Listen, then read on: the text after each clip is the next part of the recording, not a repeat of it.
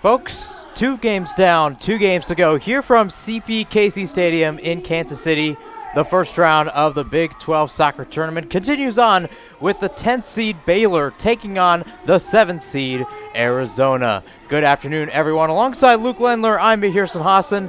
Thanks for tuning in. Quadruple header action started off earlier today because of inclement weather supposed to hit the Kansas City area later tonight. So this is the evening slate, albeit 2:30 p.m. Central Time, 12:30 back in Arizona if you're tuning in. But nonetheless, Luke, we've got a good matchup on tap and 2 teams that were able to pick up results on the road on last Friday. Now they're looking to continue their season today. Yeah, 2 teams that played pretty well as the season kind of ended. 2 teams that did a little bit better than probably expected preseason. Arizona's first year in the Big 12, Baylor a Big 12 veteran, but both teams having pretty strong seasons by their standards, especially after how their programs have fared in the last few years. Arizona picked up a big win on the road against their rivals ASU last Friday to conclude the regular season, kind of showing a little bit of what they probably hope to show again here at this tournament. They're a defensive team. They ranked 14th in the Big 12 in shots taken. They're not a very aggressive, offensive, forward-pushing team, unlike the Utes of Utah that we just saw.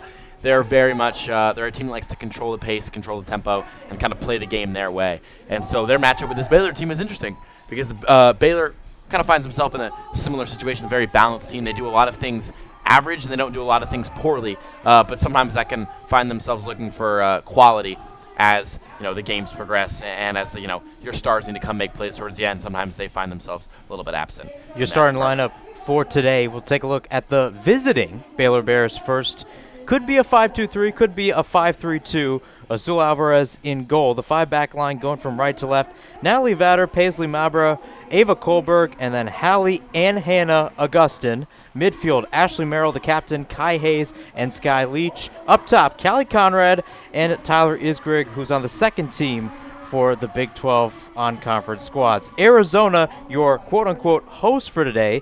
Olivia Ramey between the pipes for them. They'll line up in a 4-4-2 diamond formation in the midfield. The back line going from right to left, Marissa Arns, Maya Brown, Aranda Urge, and Zoe Mendiola. The midfield, Trinity Dorsey, your defensive midfielder. Your center midfielders, Gianna Christensen and Mega Chelf. Sammy Batosh, your attacking midfielder. Narissa Foltz and Nicole Dallin up top. We were talking earlier, Luke, and again, this is an Arizona team that went to Tempe, beat Arizona State last Friday 1-0. And we talked about Nicole Dallin, the goal scorer in that game, the game winner in that regards. But you wanted to talk about Gianna Christensen because you called her a dog. I think she's excellent. She might not have, she scores a lot of goals. I think a lot of people look at Nicole Dallin and they think, all right, this is where all the goals are coming from. Christensen's got just as many contributions. She scored 8 goals, just as many as Dallin. She's got 4 assists as well. These are 2 players that have the same amount of output, at least heading into that last ASU game. Dallin got her 9th goal on the road there. But Christensen plays all over the field. She is listed as a midfielder on their website. We've seen her drop down if they kind of switch to a 5-at-the-back formation in the second half of games. They're trying to hold on.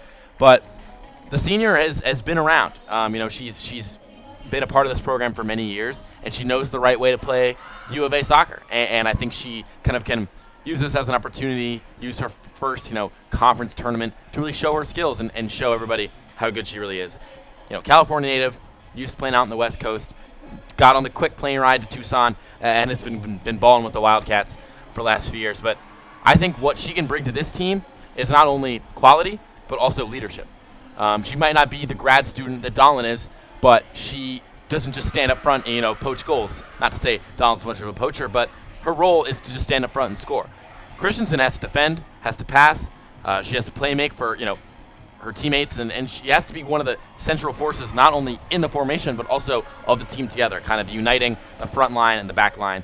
And so her leadership, both during team talks and also during the game, calling out passes, letting players know where they are, and communication, she kind of is the tip of the spear in that aspect, and I think that she could have a big impact if a U of A wants to go on a nice little run in this tournament. 8 goals, 4 assists for Christensen. Again, Dallin on the other side, 8 goals and 5 assists. So 16 goals combined between the both of them, and if you do the math, that's 25 points overall. Arizona already out on the pitch. Baylor currently in the huddle. The 10 seed versus the 7 seed. The winner faces Texas Tech on Saturday here at CPKC Stadium. Arizona coming from the Pac-12 to the Big 12, looking to make a statement. Baylor, the standstill. They've made it through it all. They will once again take the pitch. So they break huddle, and they'll be out on the pitch. Azul Alvarez in the goalkeeping kit for Baylor, all yellow. Yellow top, yellow shorts, and yellow socks. Field players for the Bears, green tops, green shorts, green socks. Arizona with a red and white checkered front for their shirt, completely white on the back, white shorts, and white socks. Callie Conrad in the center circle right now as music continues to play here at CPKC Stadium, awaiting the ref's whistle, and we are underway. Baylor working from right to left, and Arizona working from left to right. Controlled on the near side, and possession goes towards Arizona. Zoe Mendiola to take the throw in here. Pairing up pitch, now dribbling it back. These teams met once in the regular season on September 19th. Arizona with the 1-0 road win at Waco. Turnover here as the ball goes back towards Baylor.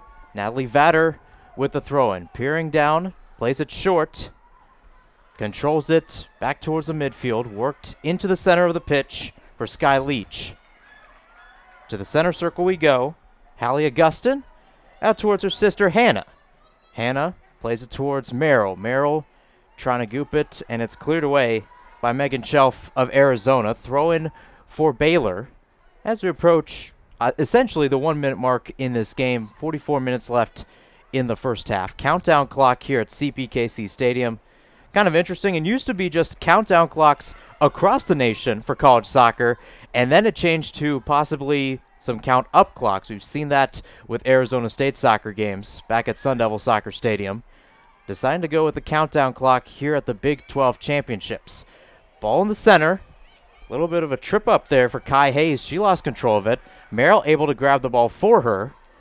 Possession stays with the Bears. Hayes again. And to the back line we go for Paisley Mabra. And out with Vatter. Baylor was a little bit interesting in when U of A got the ball first. Aggressive. Very, very aggressive. Trying to kind of throw Arizona off their game and what has led to define their success this year, which is, slow. Slow, tempo, controlled. The Wildcats want to play Wildcat soccer. They don't want to play it any other way. And for Baylor, put some immediate pressure on Olivia Ramey with the ball at her feet, known for much more of a shot stopper, not necessarily a distributor, sending 2 attackers her way to start this game and to open it up. And I'm interested to see if this aggressive style will continue for Baylor as the game goes on. We saw it kind of work for Utah a little bit in the first half in the last game, but their legs got tired in the second half, and they ended up losing the match. Chelf pips it forward, looking towards her co-captain, that being Dallin. Dallin back to goal at the midfield line, plays it back towards Trinity Dorsey, the defensive midfielder. Out towards the left center back, Aranda Urge. And now on the left-hand side, interplay towards Gianna Christensen. She goes down, and a free kick awarded to the Wildcats here with 42:19 left to go in the first half. Christensen, as we mentioned before, the senior coming from Laguna Hills, California, the Santa Margarita High School grad.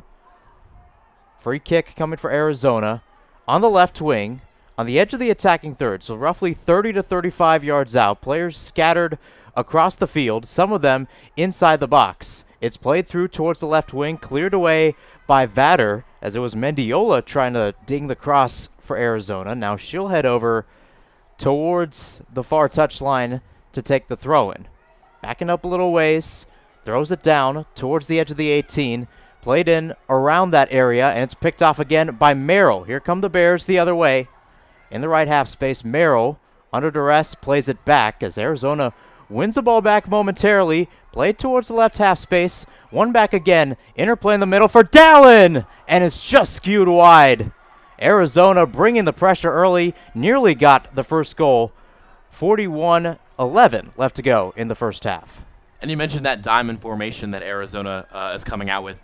They like to put a lot of bodies in the middle in terms of their defensive tactics, but when it comes to putting the ball in the back of the net, They're a team that likes to spread it out wide, kind of attack you up your outside channels, and then swing the ball inside. They have a great just target in Dallin in the middle of the field. Goal scoring threat with her head and with her legs. And so they want to get the ball on her body as much as they possibly can because she's proved just there she's not hesitant to take a shot on goal. Ball clipped over the head of Hannah Augustin. Throw coming for Arizona. Marissa Arnst starting at right back. We've seen Ella Hatterberg in that area in games past for the Wildcats. Arnst playing in that right back spot. Hatterberg available on the bench as possession is turned over towards the Baylor Bears. Throw-in taken by Hallie Augustin. Sent down the line. Knocked around. Last touched off Baylor. So throw-in for Arizona. Back with Arnst. There's actually a free kick in the area. High leg in the process. As the ball goes back to Olivia Ramey, the goalkeeper for the Wildcats. Arnst looking up pitch. Sends it forward. Headed away by Ava Kohlberg. Out on the near sideline. Throw-in coming for Arizona. Arnst looking downfield again. Chested down by Dallin. Knocked away by Sky Leach. Wildcats working their way down the line as Kohlberg clips another throw-in away, and Arnst will once again see it out for another Arizona throw-in. The team from Tucson trying to keep possession early in this one as Dallin once again chests it down, gives it off towards Christensen, nicked over towards Mendiola in space, in the left half space, worked over to the wing, lifts it high into the box, and it's caught by Azul Alvarez. It's our first kind of sighting of Azul Alvarez today. First time she's had to put her hands on the ball after Dallin's earlier shot went wide. It's a tall task for her today. She's going to have to be in a lot of command of her box, like I mentioned. U of A liking to cross the ball in, liking to get physical around the 6-yard box. It's going to be a tall task for the Baylor keeper to really just establish herself as a force in that box. But if she can do it early, that means she can do it often. And it should set up Baylor to probably concede as little goals as they possibly can in this one. Ball strung on the near touchline. Throw in for Baylor right in front of its bench. Throw in for Hannah. Looking for options. Drops it down low towards Sky Leach, the center midfielder. Playing on the left-hand side in what could be a 3 midfielder pair, and we've seen sometimes 2 as Azul Alvarez, 25 yards off her line, just pokes it away near touchline, and a throw-in for Arizona just on the edge of the attacking third. Arnst drops it down, pipped forward by Chelf. Dallin gives chase towards the end line, able to control it inside the 18. Dallin squares it, can't find Shelf as it's cleared away by the Bears. And we're seeing Shelf being active early. That's another name to watch. I should have mentioned her along with Christensen because they play very similar roles on this team. They sometimes drop down and play kind of almost side by side in that midfield. Shelf, a very, very physical player, not afraid to kind of mix it up and let her presence be known in that midfield. And it's had a really nice impact for U of A this entire season. I mean, Becca Morose probably could not say enough nice things about Megan Shelf and everything that she's done for the program. One of the co-captains and not only a great defender, but can distribute the ball well going forward. And it's just a kind of a ball of energy, and an energizer bunny, if you will, for this squad. 37-23 remaining in the first half. 0-0 between Baylor and Arizona. The winner facing Texas Tech on Saturday. Throwing for Baylor down the line, headed away. Back with the Wildcats. And back with the back line, it is Aranda Urge. Urge plays it out towards the left.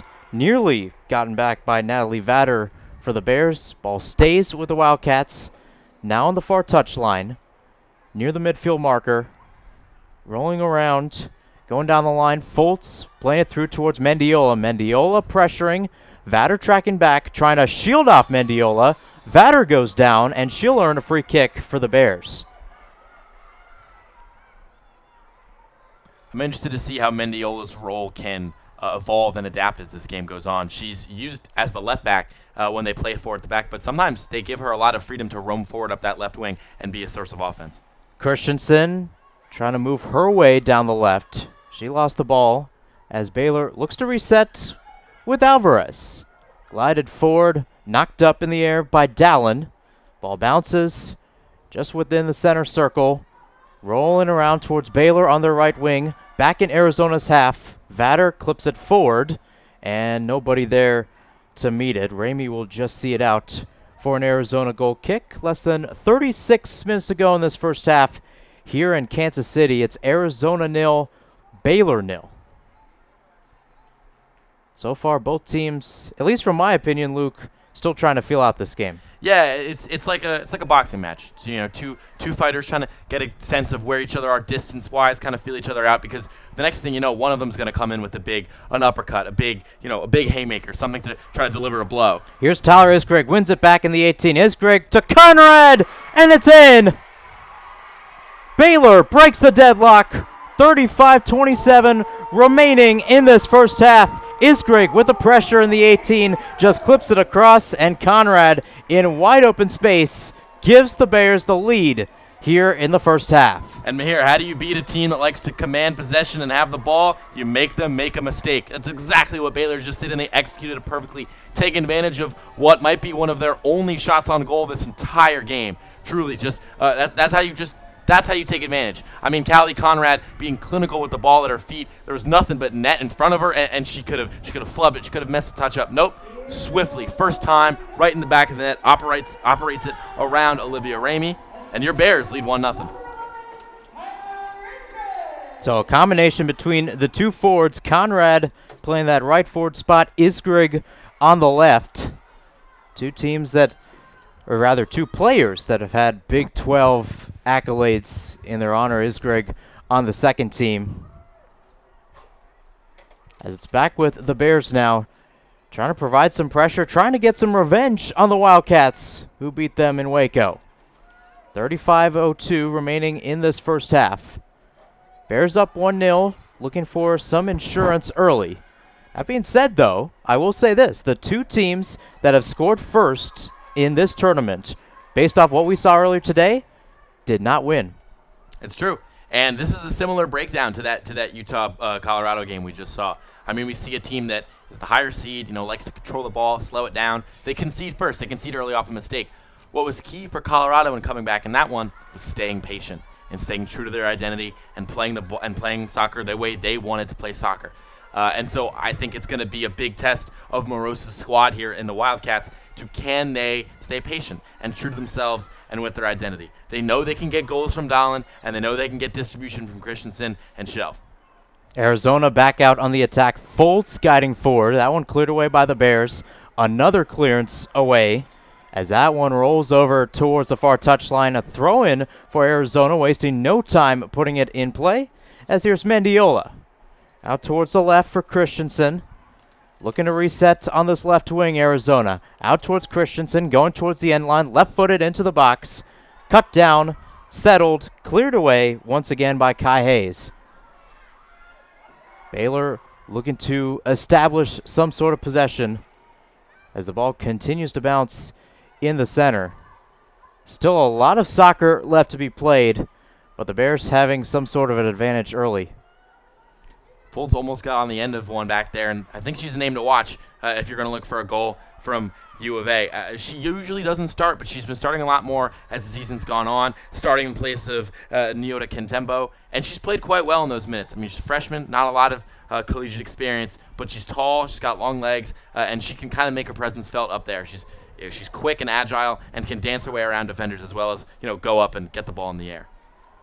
Throw-in last touched off of Leach, so another throw-in for the Wildcats. Down the line they go. On their right-hand side, Dallin pushing forward against Hallie Augustin. Dallin still working on that right-hand side, still trying to use some dancing moves. Sends Hallie to ground. Ball is sent in and glanced off.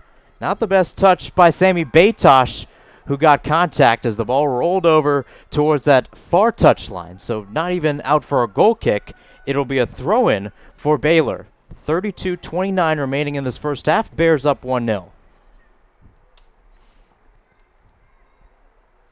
Another throw-in on the side. That's been a common thing so far. Lots and lots of throw-ins as the ball is in the center of the pitch for Maya Brown of Arizona. Out towards Dallin on the right, and she squares it, and it goes well into the stands. The supporter section for KC Current, the NWSL team that calls this place home. Just not the best touch for Dallin working on that right-hand side. And Mahir, you asked me before the game if ball would end up in the river in this tournament. Well, I think Downs pretty lucky that that shot was on the other end of the stadium where the river sits behind the goal and just one row of bleachers. That ball could have very easily ended up submerged if that was a different end. Out towards the right-hand side for the Bears. Play through towards Merrill, and she is offside. Well off, probably by 1.5 or 2 yards, I'd say. Probably more.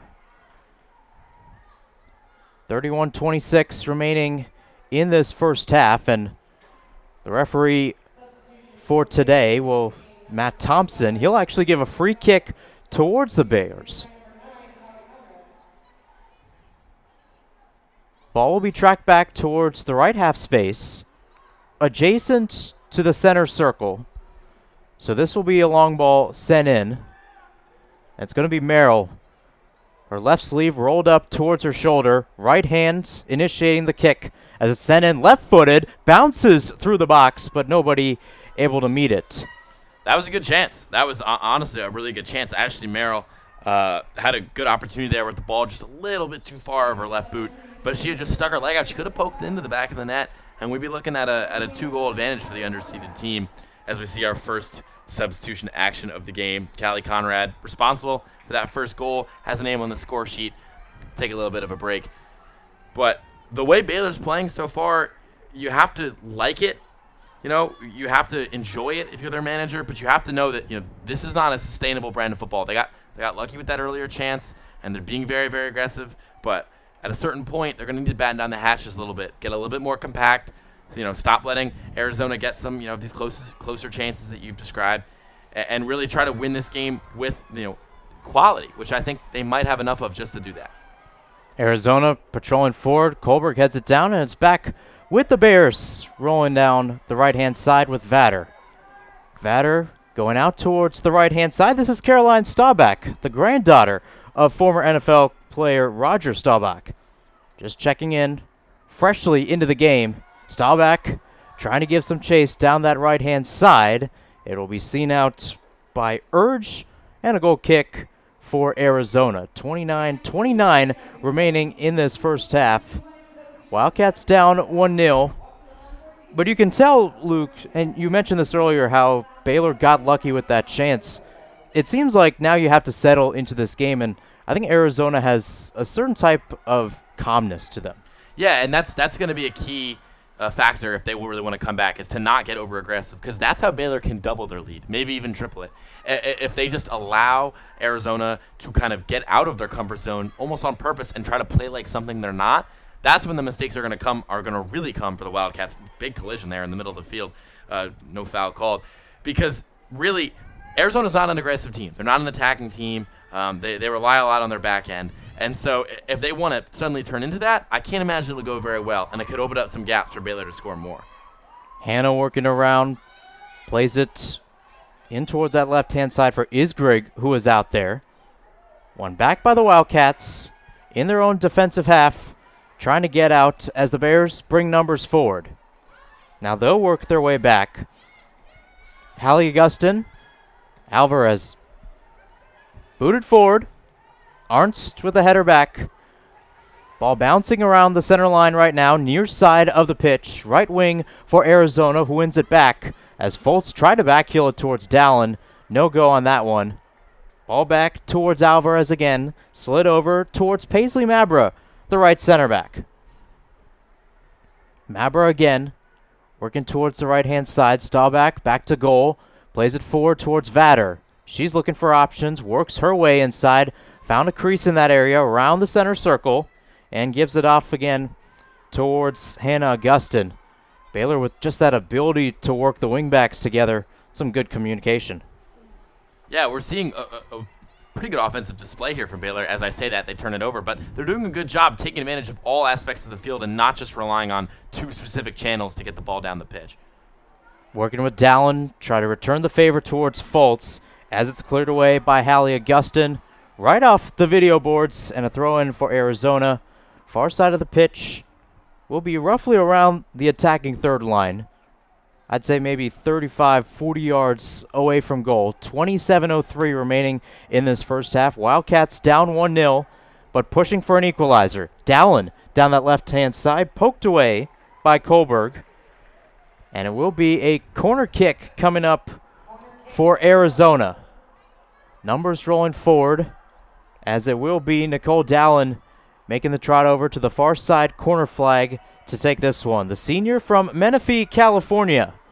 5'4", playing right forward, but does have the leg to send it into the box. Numbers interspersed throughout the 18 for Arizona as Dallin plays it short towards Beitas. Back out towards Dallin.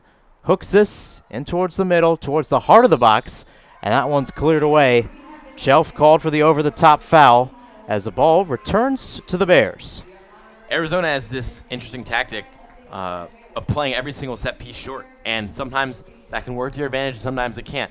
In this specific instance, they actually set it up pretty well, I thought. They went short immediately, kind of right on that end line before passing it back out to Dallin, who was closer to the edge of the 18, who then floated it in.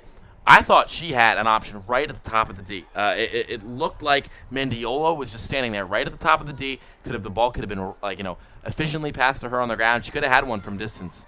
We'll see if they continue to employ that tactic, because definitely it can work against a tall team like Baylor that doesn't necessarily have the mobility in their back four. Arizona winning this back. It's Fultz off the volley. Might have taken a shot, or at least she wanted to.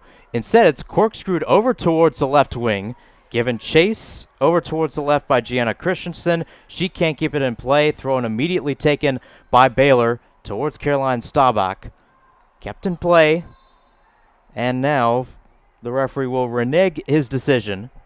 So now throw-in will go towards Arizona. Our officiating crew today, Matt Thompson, the referee, Will Atten and Melissa Beck, his assistants, and Elvis Omanovich, the fourth official on the near touchline. Or the alternate, I should say.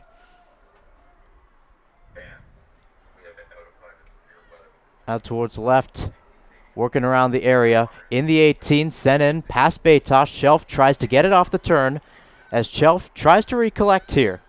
On the right wing, plays it out towards the right. Arnst, one-time ball, sent in, bouncing towards that left-hand side. Nobody able to get it before it's cleared away by Kohlberg. Well back into Arizona territory, rolling on Arizona's left wing, tracked back by Urge, and back again with Ramey. Now with Brown again. 24-19 remaining in this first half. Arizona down 1-0 to Baylor, trying to keep its season alive. Both teams trying to keep its season alive. Shelf played towards the center circle for Christensen. Co-captain to co-captain to the third co-captain for Nicole Dallin. Dallin down the left, poked away by Kohlberg, and it's a throw-in. We did get some alerts here in the press box that there could be a weather delay coming up. Again, it's the reason why that we are having this quadruple header earlier in the day, because things will get, according to the weather and the radar, really bad later at night. Edge of the 18 for Arizona, and it's just skimmed over towards the left-hand side. A decent chance by Trinity Dorsey, the defensive midfielder. As it is right now, game continues on. 23-25 remaining in the first half, and Arizona still trails 1-0. And, I mean, with a storm brewing outside the stadium, it feels like there's something kind of brewing here with this Arizona attack. They're getting closer and closer. Every single shot they have seems to be 3 yards closer than the one before. And they're doing what they want to do. They're trying to kind of squeeze the life out of this Baylor defense and eventually end up with like a clinical chance, or just something easy to take the lead. Ball bouncing around the 18. A rebound shot fired, and Dorsey will send this well high into the supporters section. I will say this, Luke. If Arizona's continuing these powerful shots, we might have a ball in the river in the second half. We just might. That's 2 in a row. Listen, I was hating. I was doubting when we were talking about, like, would a ball end up in the river. I said no. There's no way they're going to hit it that hard. They're going to hit it that far. We've seen 2 of them so far that definitely would have ended up in the Missouri if, it was just, different end of the stadium. Poor camera guy up there under the high V sign has been getting, just peppered with shots from this Arizona attack all game. So hopefully he can, avoid a broken lens or something like that. I know those things can be expensive. And we'll see if Arizona can start keeping this ball down, because, they're getting good looks at these shots from distance. They just can't seem to get on top of the ball and kind of scoot it as fast as they can into a bottom corner. Because that can be a very, very effective shot against the goalkeeper. It's a lot easier to kind of jump up and lean over and make a save than it is to dive to get your hand out down low. Ball sent into the box, rolling around. Dallin looking for options. Kohlberg sends it to ground, and it's actually Kohlberg who was awarded the free kick and the set piece. An interesting tussle over there. Dallin getting most of the brunt, and add insult to injury, ball goes back to Baylor. 21:40 remaining in this first half. Baylor up 1-0, the first round of the 2024 Sprouts Farmers Market Big 12 Soccer Championship, the third game of the day. We saw number 5 Oklahoma State take down number 12 Cincinnati 3-2 to start off the quadruple header, and then it moved to Utah, the number 8 seed, versus Colorado, number 9. Colorado coming back with a 2-1 victory in that one, which takes us to this game, the 10 versus 7, and then Arizona State versus Kansas later tonight. This one played towards Fultz in the 18. Narissa Fultz equalizes. The ball was played through. Fultz read the run correctly and tucks it into the lower right corner in the back of the net. 21:02, and it's a tie game here at CPKC Stadium, 1-1.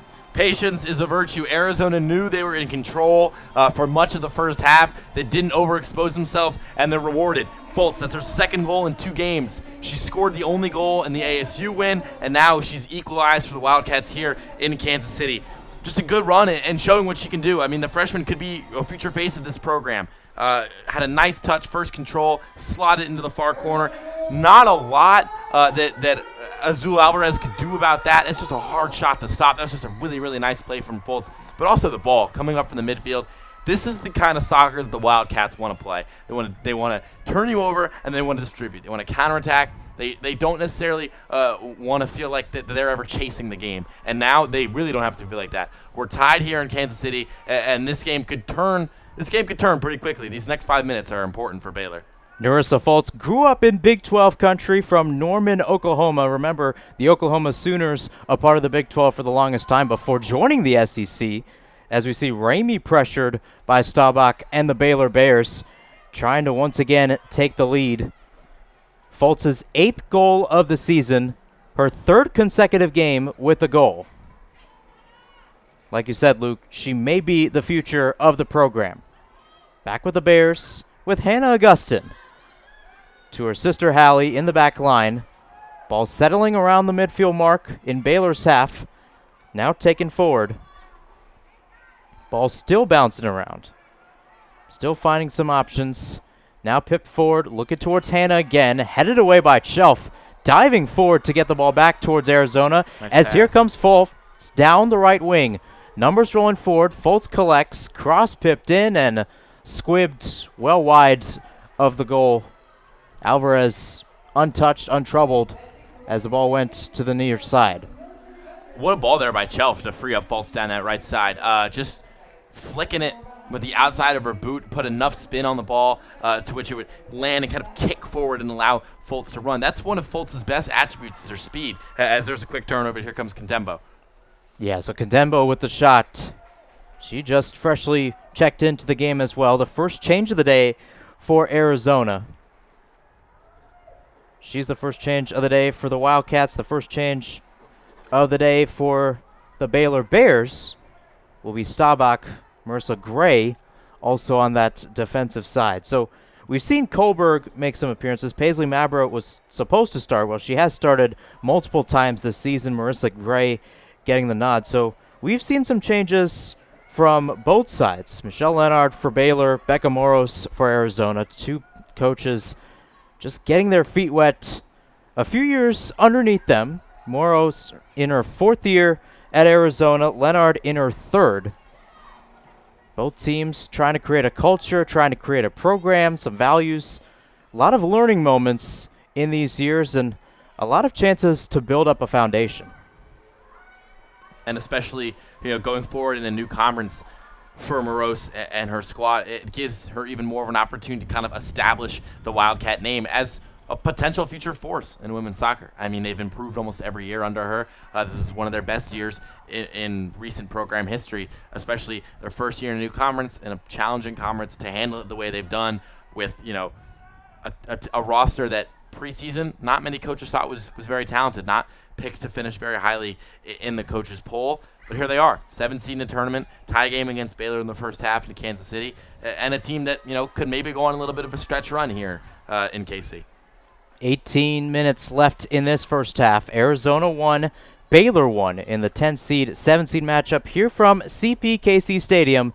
You're listening to the 2024 Sprouts Farmers Market Big 12 Soccer Tournament on Blaze Sports and the Blaze Sports YouTube page. Mihir Hassan, Luke Lendler here from the Heartland. Glad that you could tune in on this Wednesday afternoon.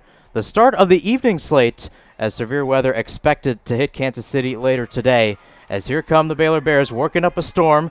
Hannah Augustin sent in towards the 18. Isgrig off the turn, shot blocked, and eventually cleared by Urge. Ball continues to be in the attacking third for the Bears. Worked out towards Vatter, and her shot is skied away, denied by Mendiola. Ball bounced and shot maybe 7, 8 rows into the seats here at CPKC Stadium. Remains 1-1 as we see changes for both sides coming up. What's going to be our first look at Kennedy Fletcher for the Wildcats. The Portland native is in her first year for Arizona. Played in almost every game this season, but played the full 90 just once, often used as a sub off the bench. She brings kind of a lot of command and control in the defensive midfield, sometimes a center back, sometimes a CDM for this team, but someone who brings, both command control, versatility, ball skills, the exact kind of, techniques that Moros wants with her team. Baylor working on the right-hand side. Out with Vatter, slid in towards Isgrig in the right half space, trying to cause some damage. 25 yards away, sent out towards the right, and the flag goes up on the Bears. Trying to work their way, trying to get themselves in a position to cross, just couldn't do so there. Ball back with Arizona. It's the right center back, Maya Brown. Out towards Marissa Arnst. Arnst with a little deflection. Shelf able to get to it. And there we go again. Kennedy Fletcher with her first touches of the day as the ball sent back to Olivia Ramey. Arizona in their own defensive third, near side. Clipped forward and headed back by the Bears. Merrill pushed from behind by Fletcher. And Fletcher will be called for the foul. Free kick for Baylor coming up in the left half space, near side from our angle. Tyler Isgrig will be over the ball shortly once it will be returned to the spot. She'll be there alongside Sky Leach, who said, quote, "No holding back. You have to play every game like your last," in response to how the Bears are preparing for this Big 12 tournament. And Matt Olson, the referee tonight, being pretty tight with his whistle, calling a lot of contact, a foul, which could kind of serve Baylor a little bit more than it serves Arizona just because of how physical they like to play in the midfield, which, when the ref is being lenient, it can lead to a big advantage in the midfield. But when the ref is calling a tight whistle like tonight, might hurt them. Left-footed ball in by Isgrig. Whipped to the back post, headed away by Fletcher. Rather, it's Shelf. Out with Merrill on the right-hand side. Her cross nicked away. And a corner, or rather a throw-in coming up for the Bears. On that right-hand side, 14:30 remaining in this first half from Kansas City. 11 games in this Big 12 Soccer Championship. Only one winner at the end of it, decided on Saturday, November 9th. Teams 5 through 12 playing through today. The winners of those will play 1 through 4. 1 through 4 being TCU, Texas Tech, West Virginia, and BYU. A tussle on the far side goes in favor of Arizona. A free kick for them just on the edge of the midfield, but in their own half. Mendiola looking up pitch, standing over the ball right now. Will make a few steps back. Peering forward, and now with the left-footed ball. Tagged by Shelf towards Fultz. Again, Fultz in the clear, saved by Alvarez. Cleared away by Hannah Augustin. A big stop for Azul Alvarez, the Baylor goalkeeper. It remains 1-1 with 13:28 left in the first half. Bears look to respond. A throw-in for them on the far side.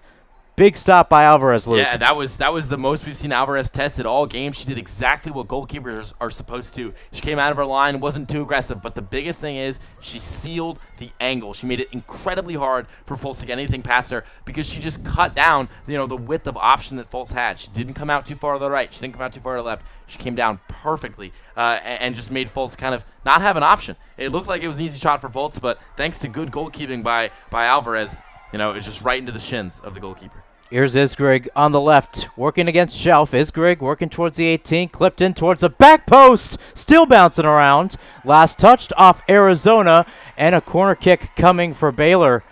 I believe that was Vatter with the crashing run.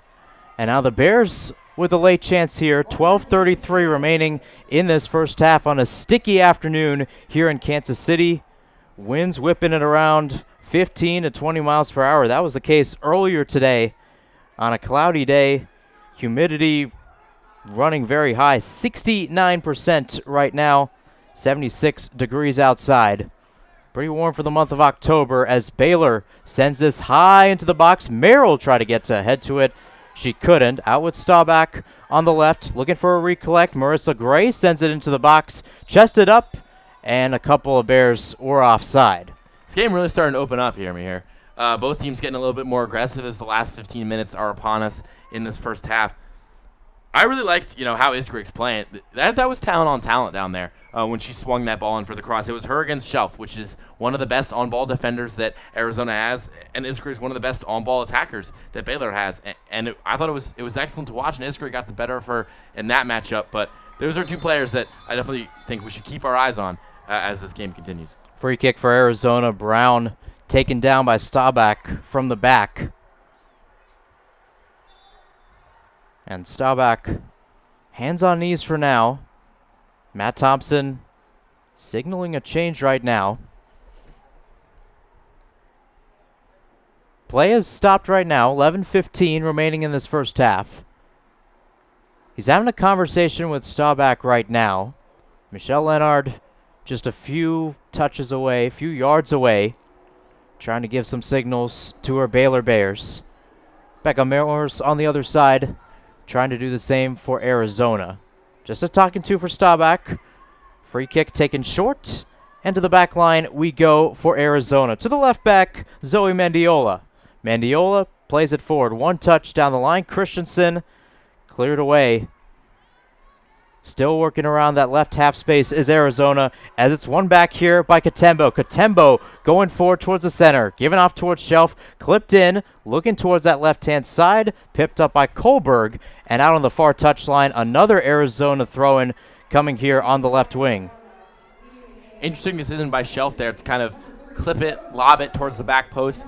She didn't really have the runs back there that she might have wanted, but she also could have taken one more touch and kind of pushed herself a little bit wider just to buy time to get it back to Katembo. I thought there was a 1-2 there that definitely could have happened, could have resulted in a really, really good chance for Arizona. But nonetheless, they control possession. They do what they like to do, which is have the ball at their feet.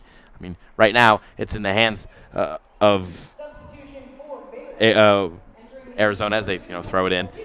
But at the end of the day, Shelf is playing very, very well, and we're seeing her kind of trying to be all over the pitch, try to do a lot of things. That's what Becca Moroz wants her to do, is kind of be everywhere, be that X player, be that star. And right now she's doing everything Moroz is asking her to do today. Out with Arizona on the left. Couple of changes made, including Ella Hatterberg now sliding in right back for Arizona. You also have another change as well for Becca Morris' side, as this one sent into the box and headed away by Augustin. That one being Hallie Augustin. Still towards the 18 for Arizona on that left wing. Played by Mendiola. Working around, dancing around. This is Narissa Fultz, who as of right now has made this a tied game 1-1 with less than 10 minutes to go in the first half. Free kick for Arizona as Matt Thompson will make the walk over to spot this ball down. Thompson, the referee, orange top, black shorts, black socks. Hatterberg and Mendiola standing over the ball for Arizona. A lot of changes rolling in for this first half, for this team, for both teams in general. Ross Calkins, one of the changes for Arizona. 4 in total for the Wildcats, 3 for the Bears. Whistle blows. Mandiola runs over the ball. Hatterberg, right-footed, into the box, headed away. Strong one by Merrill. Goes all the way out to the left half space. A recollection for Arizona. Katembo wins it back, and out towards Mandiola on the left. Left-footed, swung high. Chelf can't get ahead to it as Kohlberg sends it out towards the left-hand side for Baylor. Here's Alisaya Lockett chasing for the ball. She can't get to it. Maya Brown able to shield it away. Just knocks it out, though, on the near touchline. Exactly. That was exactly what she's meant to do, coming in as fresh legs, is really just apply as much pressure to that back line as possible. Chelf, header down. Back in the right half space for Arizona. Fultz pips this forward, looking for Calkins. Edge of the 18, now inside of it. Ross Calkins, cross, nicked away, and again, towards the top of the supporters section. That's a third ball we've seen either shot on or deflected that has gone towards the top of it. Nonetheless, 7:52 remaining in the first half. A corner kick coming for Arizona as we see another change coming from Becca Morris's bench.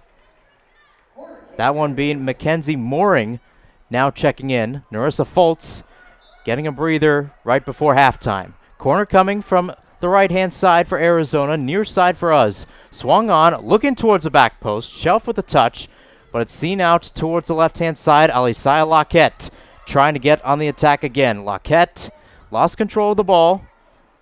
Back with Katembo. Ball bouncing with Hatterberg near side, near the midfield mark. And one back again.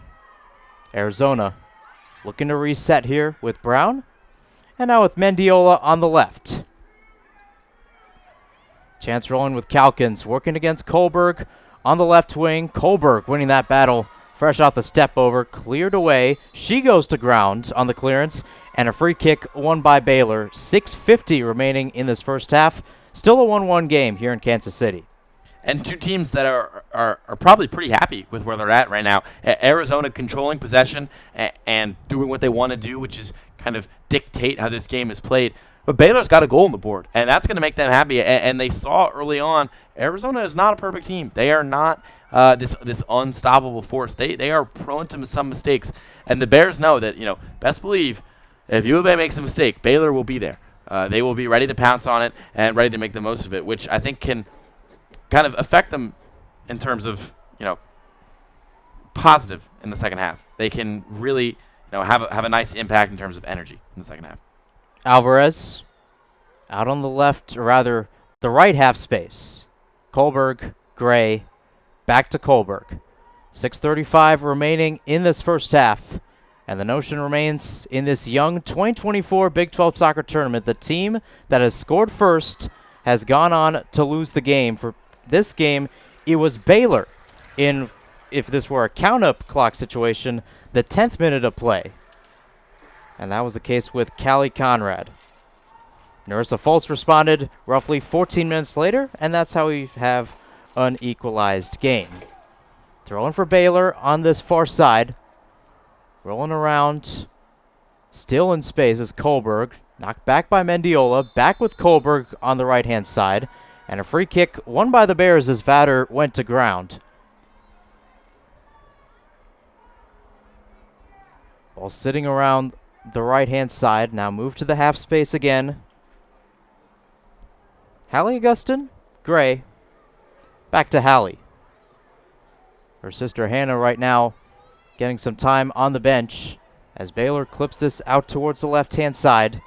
Working down the left, played forward towards Mayer, and Shelf clears it away. Dribble down, Gray collides. Tough challenge, but able to win it back. Pressure applied by Mooring. Out with Gray again. Now played down the line. Shelf crunching tackle right in front of Baylor's bench. Gives up a throw-in, but Arizona playing much more physical as we have 5 minutes remaining in this first half, a 1-1 game. Hallie plays it back towards Alvarez. Not the best ball, but Alvarez able to track back in the 18, scoops it forward, headed back by Shelf. Boy, has she been the catalyst for physicality today for Arizona. In the center circle, to the right center back, Maya Brown. Here's Hatterberg playing right back. Poked away again by the Bears. Ball dribbled around. One back by Merrill. Center midfielder in the left half space. High over the head of Vatter. She leapt up on that far side of the center circle trying to get it. No contact made. A throw in for Arizona. 4:14 remaining in the first half.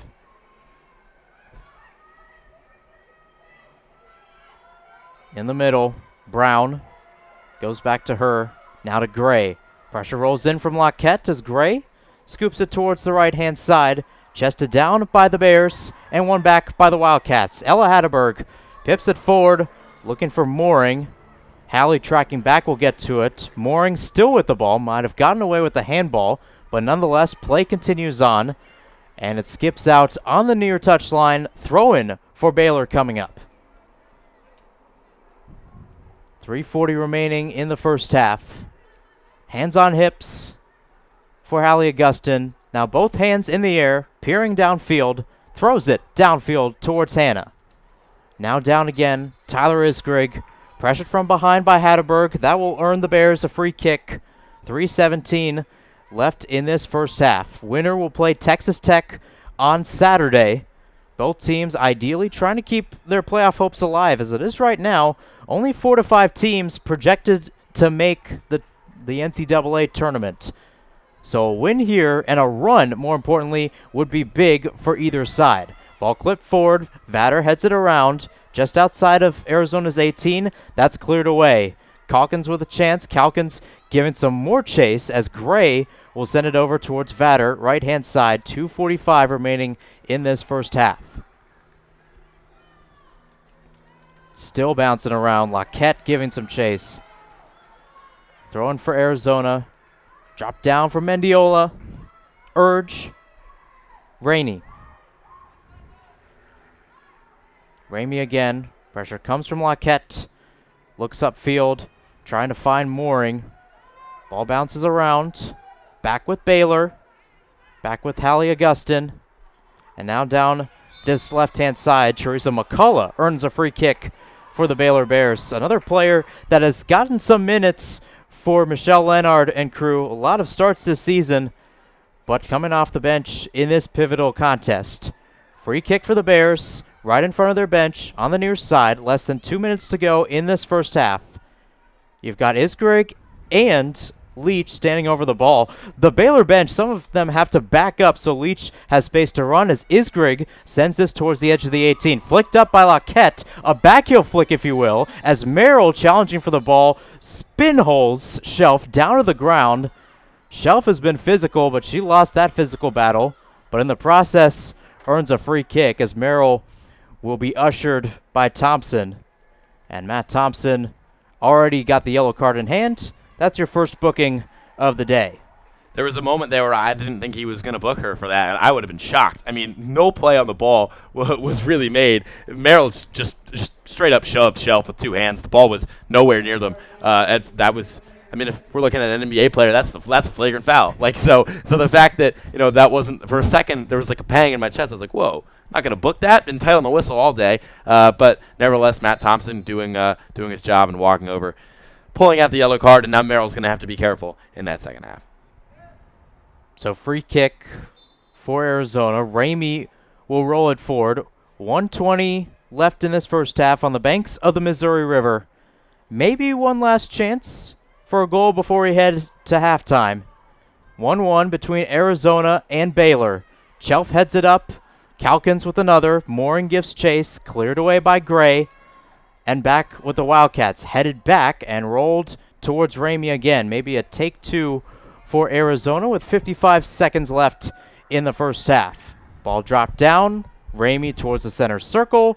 Bounced over the head of Katembo. She goes down. Free kick given to the Wildcats just within Baylor territory. Quick restart by Katembo. And now Matt Thompson will want to restart that. 35 seconds remaining as numbers will pile forward for Arizona. Clock continues to tick. Ball continues to just sit there. Not really much urgency from Baylor especially, but even from Arizona to try to get this change. And now Matt Thompson will stop the clock with 21 seconds remaining.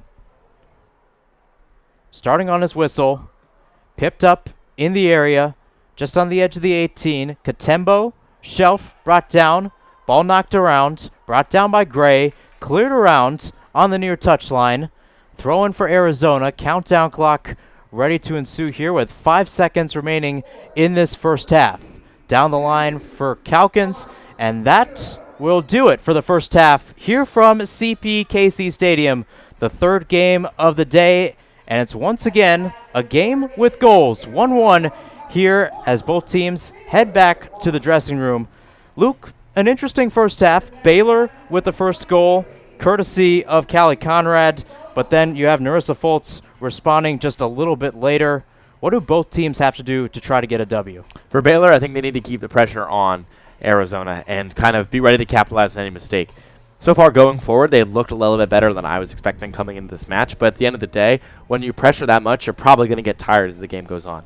They haven't really dipped into their bench much, and so I think that if they really want to, put a second goal on the board and maybe hold on for a 2-1 win, they're going to have to be ready to pounce on any Arizona mistake. For Arizona, it's be calm, be controlled, and play your game. They have a higher seed for a reason. They have more quality, more talent. They're a physically dominant team. If they play their game and they stay calm and they stay cool and they stay collected, Arizona should be able to walk out here with a 2-1 win, 3-1 win. They should be able to make their presence felt, especially in that midfield where they've had a really good first half. 7 shots for Arizona, 3 of them on target, 4 for Baylor, 2 of them troubling the goalkeeper for Arizona, Olivia Ramey. It's a 1-1 contest right now at halftime, a gloomy Wednesday afternoon, headed into the evening here in Kansas City. We'll be back from the Heartland in a few minutes as we take a break for halftime. Stay tuned, folks. You're listening to the 2024 Sprouts Farmers Market Big 12 Soccer Championship on Blaze Radio and at the Blaze Sports YouTube page. I thought I released a good album until Naughty Step said it was bad. I hear this project and I am frustrated. I better listen to Blaze Radio. Hi, I'm Pedro. Did you know you can listen to anything? Blaze Radio says you can, and so do I. I believe that until listened to, every song, album, EP, and DJ set is hot until proven otherwise. And that's why I fight for you, headbangers. Hot FM. Hot FM on Blaze Radio. Listen live every Monday at 11 a.m. on blazeradioonline.com. That's blazeradioonline.com. Is what I wanted. It's what I've been waiting for these cars to come off of this corner. And guys, it's showtime. Boogity, boogity, boogity. Ooh, let's go racing today, boys.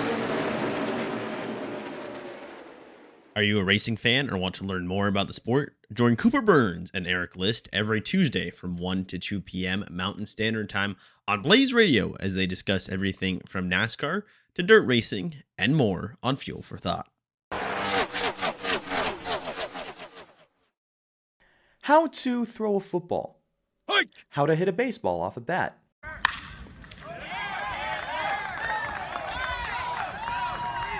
How to make a basketball go through the hoop and make that swish sound. These are all questions we wonder when we are learning how to play a sport. But have you ever wondered what it may be like to interview someone who is in the sports industry? Like, how do I become a broadcaster? How do I become a graphic designer? How do I become a public address announcer? It's all here. How to Sports, your go-to sports industry leading show here on Blaze Radio and blazeradioonline.com. Tune in every Saturday morning from 9 to 10 a.m. with Ryan Posesnik, Max Williams, and Tyler Wargo. How to Sports. It's in the game.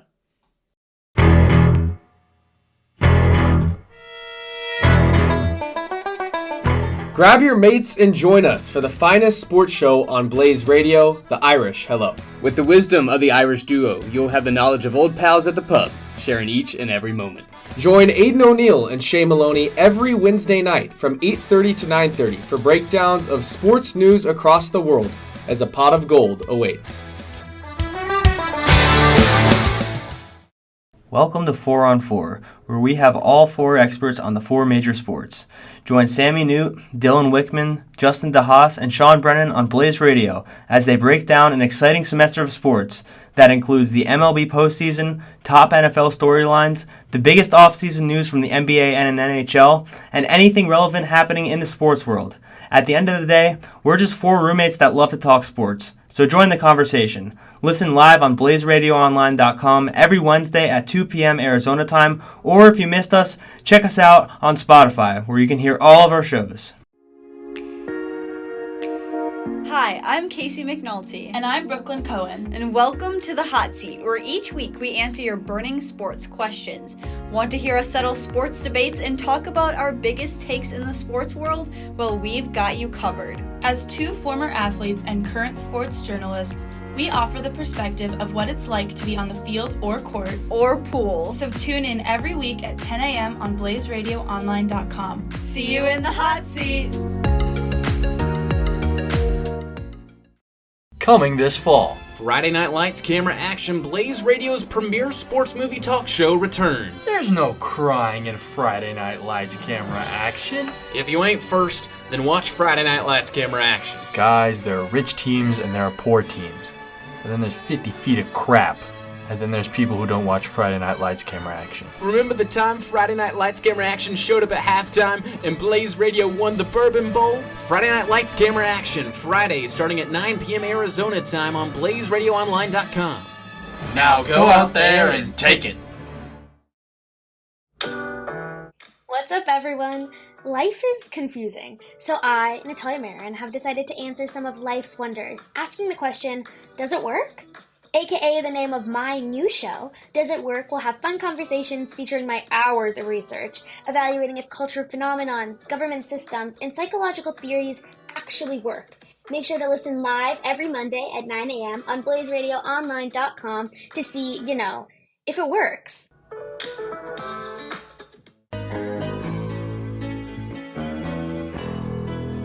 Just a music show on Tuesdays from 3:30 to 4:30. A show about sampling. Hosted by a city boy named Shane Saya. Talking about free samples. Ever feel like you don't quite fit the mold? A Little Unorthodox breaks it completely. Join us as we dive into the messy intersections of faith, identity, and culture with stories that don't always follow the rules. From in-depth interviews to live event coverage, we're here to explore what it really means to belong or not. Join us, Emily Fox-Million and Abe Mogelson, on Sunday at 11 a.m. Because sometimes the best way to make sense of it all is by getting a little unorthodox. Yes, sir. Nah, I'm hearing what you're saying, but what's your take though? Yeah, he's cool, but Heisman? That team don't got nobody on there who could shoot any type of threes. I'm supposed to believe they're a playoff team?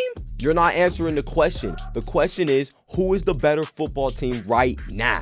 Hey, I like that take right there. And it's not even close. What are we talking about? There's no midfielder as naturally talented as him in the last 20 years. Tune in to Let's Talk Takes every week, hosted by me, Devin Henderson, where I bring in different guests each week and we debate the most pressing topics in a variety of sports. I'm talking NFL, NBA, college basketball, college football. We even gonna talk about some soccer. Tune in every week, Thursday, 2 to 3 p.m. right here on blazeradioonline.com. Hey, it's me again. It's your good friend, Max Cepeda. And the only guarantee I can give you is this. Any Tuesday night, anything can happen. God, you're so good at interviewing, Max.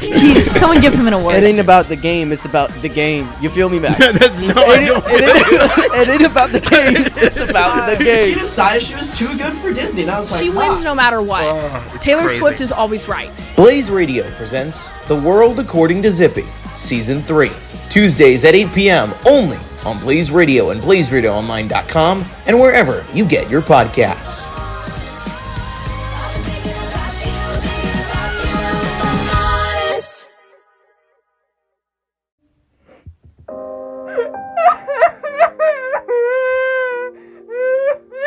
Hey, why are you crying?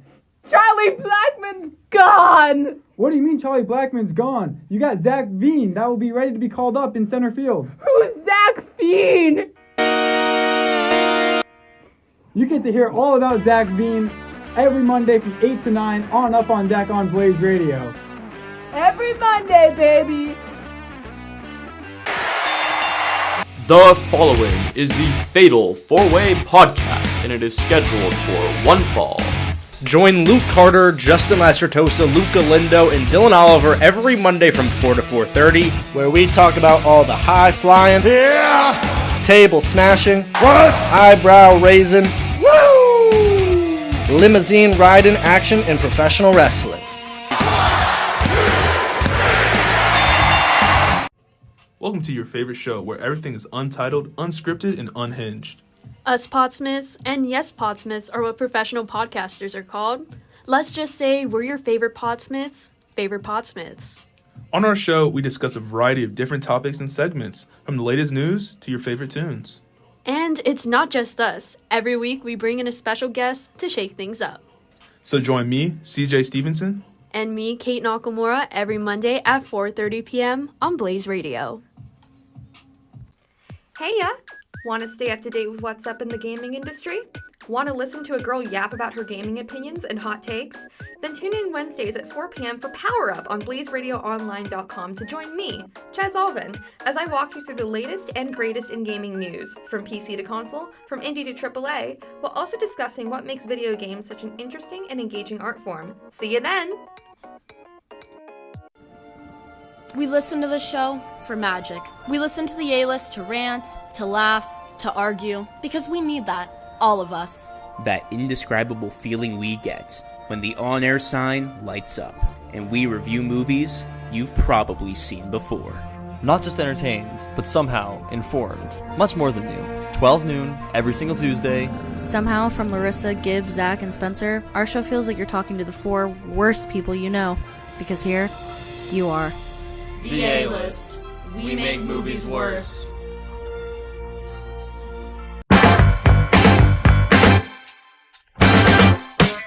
Howdy everyone, it's Jack Footer, aka JFoo, and I'm here to let you know the JFoo Show is back. Every Sunday morning at 10 o'clock, I'll be playing you fantastic tunes from the JFoo theme of the week to get your Sunday fun day off and rolling and make you feel good. So tune in to the JFoo Show every Sunday morning at 10 o'clock right here on Blaze Radio, streaming exclusively at BlazeRadioOnline.com. Do you ever wonder what the backstory is behind some of your favorite songs? Where do artists get their inspiration from? Hi, my name is Nicola Hendro. And I'm Brooklyn Cohen, and welcome to Inspired. On Inspired, we will be sharing some of the fun facts behind the iconic songs you know and love. Tune into Inspired on Blaze Radio at BlazeRadioOnline.com every Monday at 10 a.m. Arizona time as we break down the inspiration behind the iconic lyrics. Get inspired!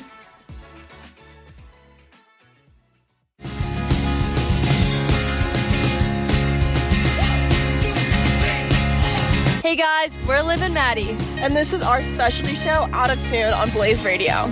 If you listen to music, we like to talk about it. Tune in for live concert coverage and ticket giveaways on Mondays at 2:30 to 3. Tune in! We were just a couple of posers with guitars. They were always out of tune. Do you like Philadelphia sports? Do you think Tanner McKee is the best third-string quarterback in the NFL? Does Nate Gary bring up bad memories? Is the Philly Fanatic the best mascot in sports? Then you should tune in to Philly Out West on Blaze Radio, the show about all things Philly sports based in Phoenix. Jack Hartsonis and Charlie Limoncelli cover all the details of Philadelphia sports every Thursday night at 8 p.m. MST. That's Phillies, Eagles, Sixers, and all the latest Philly news and culture. We're bringing Philly to the desert. The rise and fall of the Persian Empire, the history of shoelaces, the anatomy of a jellyfish, the difference between Portuguese and Portugal and Brazil. Have you ever wanted to take a deep dive on a topic like one of these, but just couldn't find the time or the means to do so? Hi, I'm DJ King, and on my show, The Depths of Knowledge, I do a deep dive on similar topics every Monday from 3:30 to 4. So if you want to know more about the world around you, come join me in exploring the depths. Hey everyone, it's Alex Swift from Park the Bus. And as we say now in my country, they brought the bus and they left the bus in front of the goal. If you want to stay updated with the world of soccer or hear 3 Arsenal fans tell you why we're better than Spurs, but Tottenham, it's the history of the Tottenham. Come check out Park the Bus with me, Alex Swift, Alexander McDonald, and Bob Blue, Tuesdays, 9 to 10 a.m. at blazeradioonline.com. All right. Here we go, guys and gals. And boogity, boogity, boogity. Let's go racing, drivers. Race to blazeradioonline.com every Tuesday at 9:30 Arizona time for an hour of motorsports madness. Join myself, Andrew Hazlett, and my co-host Ethan Ignatowski for the Loose Wheel Show. We'll tell you everything you need to know for the upcoming race week. From news to predictions, we have you covered, so make sure to tune in.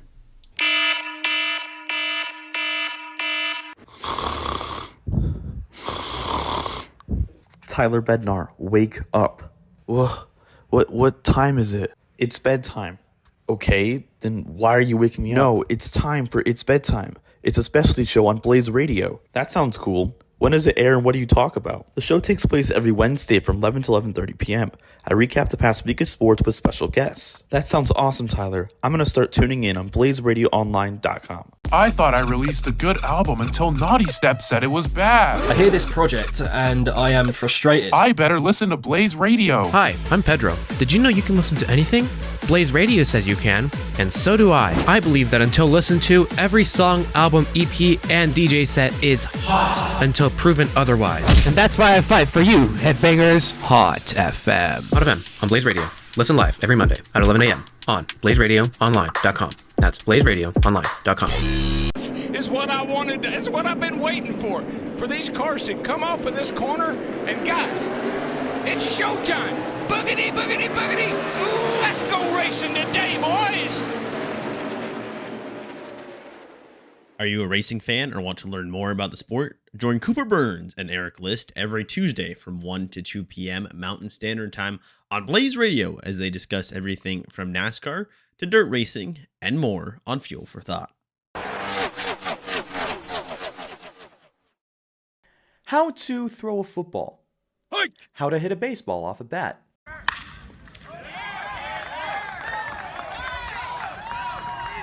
How to make a basketball go through the hoop and make that swish sound. These are all questions we wonder when we are learning how to play a sport. But have you ever wondered what it may be like to interview someone who is in the sports industry? Like how to... Back with you here at CPKC Stadium. It is Baylor 1, Arizona 1 in this first round matchup of the Big 12 soccer tournament. But here, a pretty tight first half, 1-1 on the scoreline. One team had a lot of possession. How do you think these teams can separate themselves from each other in the second half? Well, I think it's just about making the most of your opportunity. You can get that one chance, and I think both of those teams had those chances in the first half. Now it's just about trying to capitalize, trying to put pressure on the other, and force some mistakes down the line. I've said this before, soccer is a game of mistakes, and if you can pull those mistakes and make them work in your favor, then you can get results to go your way. Narissa Foltz put one in the back of the net in the first half for Arizona. She's on the ball right now. What do you think she can do in the second half to really solidify herself as a star in this team? Well, she's doing a great job of really running in behind and working a really good through ball overall. That's one thing she's really done, and that's something you want to see out of a striker. She has great coordination between her and Nicole Dallin. They find a way to really work well as that two pairing, but also as well, and we saw this on the goal, the fact that she was able to just cut inside, work off of her defender, make her timing just perfect overall. She's been great at that so far. And the thing is, she could have had a second goal in that first half, which was almost entirely like the first, just working off the defender, getting in space, and it's simply just beating the goalkeeper. It was a pretty good first half for the goalkeeper, Azul Alvarez of Baylor. She's going to be tasked with trying to command her back line in the second half for the Bears. As the Wildcats have possession to start this second half, 43-40 left in the game. It's 1-1 against their conference rivals Baylor, the first postseason tournament action in a conference setting for the Wildcats in program history. as Gianna Christensen brings up the middle of the field, finds her midfield partner Megan Shelf, who will turn around and look for Kennedy Fletcher, who will operate from just the edge of the D as she moves into the attacking third. Tries one from distance, but the sure hands of Alvarez there to scoop up the shot, and it'll be 1-1 still on the scoreline with 43 minutes left in the second half. That was, a sign of some perhaps Arizona aggression to start the second half, Mahir? Yeah, I would definitely say so, and it's interesting that Fletcher is in the game. You want someone who's kind of physical, I should say. Putting Dorsey on the bench is not that bad, but I like the diamond format where you have Katembo, I should say, rolling in. You have Christensen in the attack. I think Becca Morris really wants to get those physical players out there, and if you can push them forward, yes, it is aggressive. Foltz almost causing a turnover, but ultimately Ava Kohlberg will secure it for Baylor and send it towards the U of A back line. But the pass is just a little bit long. Maya Brown will handle it, find Olivia Ramey, and here come the Wildcats building up from the back. Brown will send it to the right wing, looking for Nicole Dahlin, one of 3 captains on this Arizona squad. She is joined by Gianna Christensen and Megan Shelf, all of them upperclassmen, as Dahlin was about 3 yards offsides. The through ball goes a little bit too far, and it will be a Baylor free kick from what is pretty much the goal kick position. Here, Baylor didn't have the ball a lot in that first half, but, if they really want to come out on top, they got to find a way to score another goal. It's a tie game. A goal is needed. How do you think they can do that in the second half? Well, I think it's just about getting the ball back and hunkering down. I think the other thing is that if you can get your forwards into position, and if you can drive in the midfield, we've seen Merrill do that a few times. Ashley Merrill, the captain for Baylor, she's been really going at it, trying to drive this pressure of Baylor forward in certain situations. I think that can help you get the ball back. I think, tactically speaking, Baylor wants to attack you when you mostly not need it. And I think the other thing, too, and we've seen this with Baylor's roster, it's kind of sort of positionless. You can play wherever you want to, and that's a versatile squad on that side of the pitch. Arntz looking for Shelf up the middle of the pitch. Through ball just a little bit long. It'll be out of bounds. Cleared by Baylor, but it'll stay with Arizona as they find Foltz in the middle of the field. She gets it a little bit wide now. Here's Christensen. Lays it off, and the shot from distance is just a little bit high. Off the bleachers. Could it go to the river? But here it bounces. It rolls, and it has fallen into the Missouri River. There it is. Before the game, Mahir and I were talking about it. Could a ball go into the river? And sure enough, here it is in the third game of the tournament on this beautiful, gorgeous, brand new stadium right on the edge of the Missouri River. We have seen a ball descend into the murky depths of the river. Look at that, Mahir. Just 3 minutes into the second half. We saw a couple warning shots in the first half from Arizona to put it in, but now here's a strong run and a nice tackle by Maya Brown. The ball's in the river, Mahir. How about that? Yeah, it sure is. Our third man, Joao Lara, he was saying that whenever the ball goes into the river, he's going to have to go track it down. So he's going to have to get moving sometime soon. I hope Joao brought his swimsuit, as Baylor will continue to hold possession. First time they've had an extended possession in the second half. Is Greg with it now. She gets it out wide, who chops it towards the middle. There's Merrill with a chance and a nice close. That was Aranda Hurge making a nice tackle on Merrill. The captain's made her presence felt literally and physically in this game. She's got a yellow card to her name already for a hard foul on Megan Shelf, but still, she's made impacts, and just like that, she was standing inside the 18 with a good chance. It was a good tackle by Aranda Hurge to get the ball out of the box. Batted around a couple times, building up their back, and now it's Shelf with it. She finds Dahlin, who tries a little turn, but ultimately is unsuccessful in getting around Hallie Augustin. It'll be seemingly Baylor ball from the throw, and the sun has come out and poked its head out here.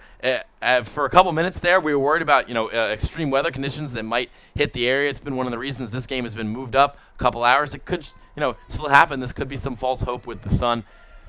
But still, it's casting half the stadium in shadow and half the stadium in light, as here comes Contempo pushing up the middle of the field. She has an option up the middle channel. She finds Dahlin out wide. Dahlin tries back post. It's full. She could turn and shoot. Ball's loose at her feet. A lot of defenders, a lot of attackers, and it's ended up at the feet of a Baylor defender. It'll be swung out. It was Kai Hayes that ended up with control of the ball before just clearing it out of desperation.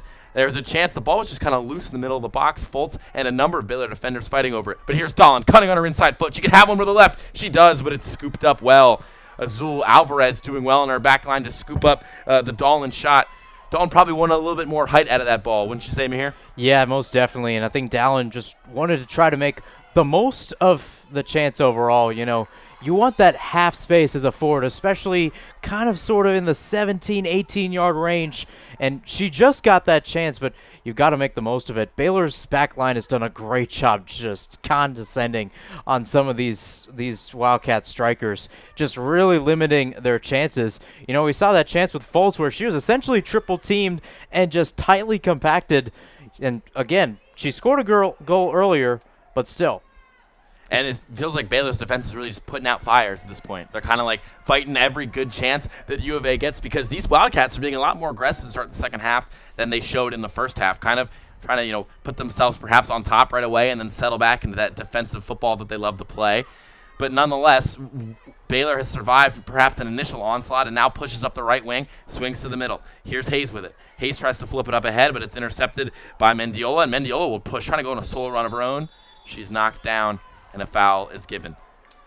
That's a good run by Mendiola. You want, as a fullback, to really draw yourself into space, draw yourself into just a position to go forward, and she did so there.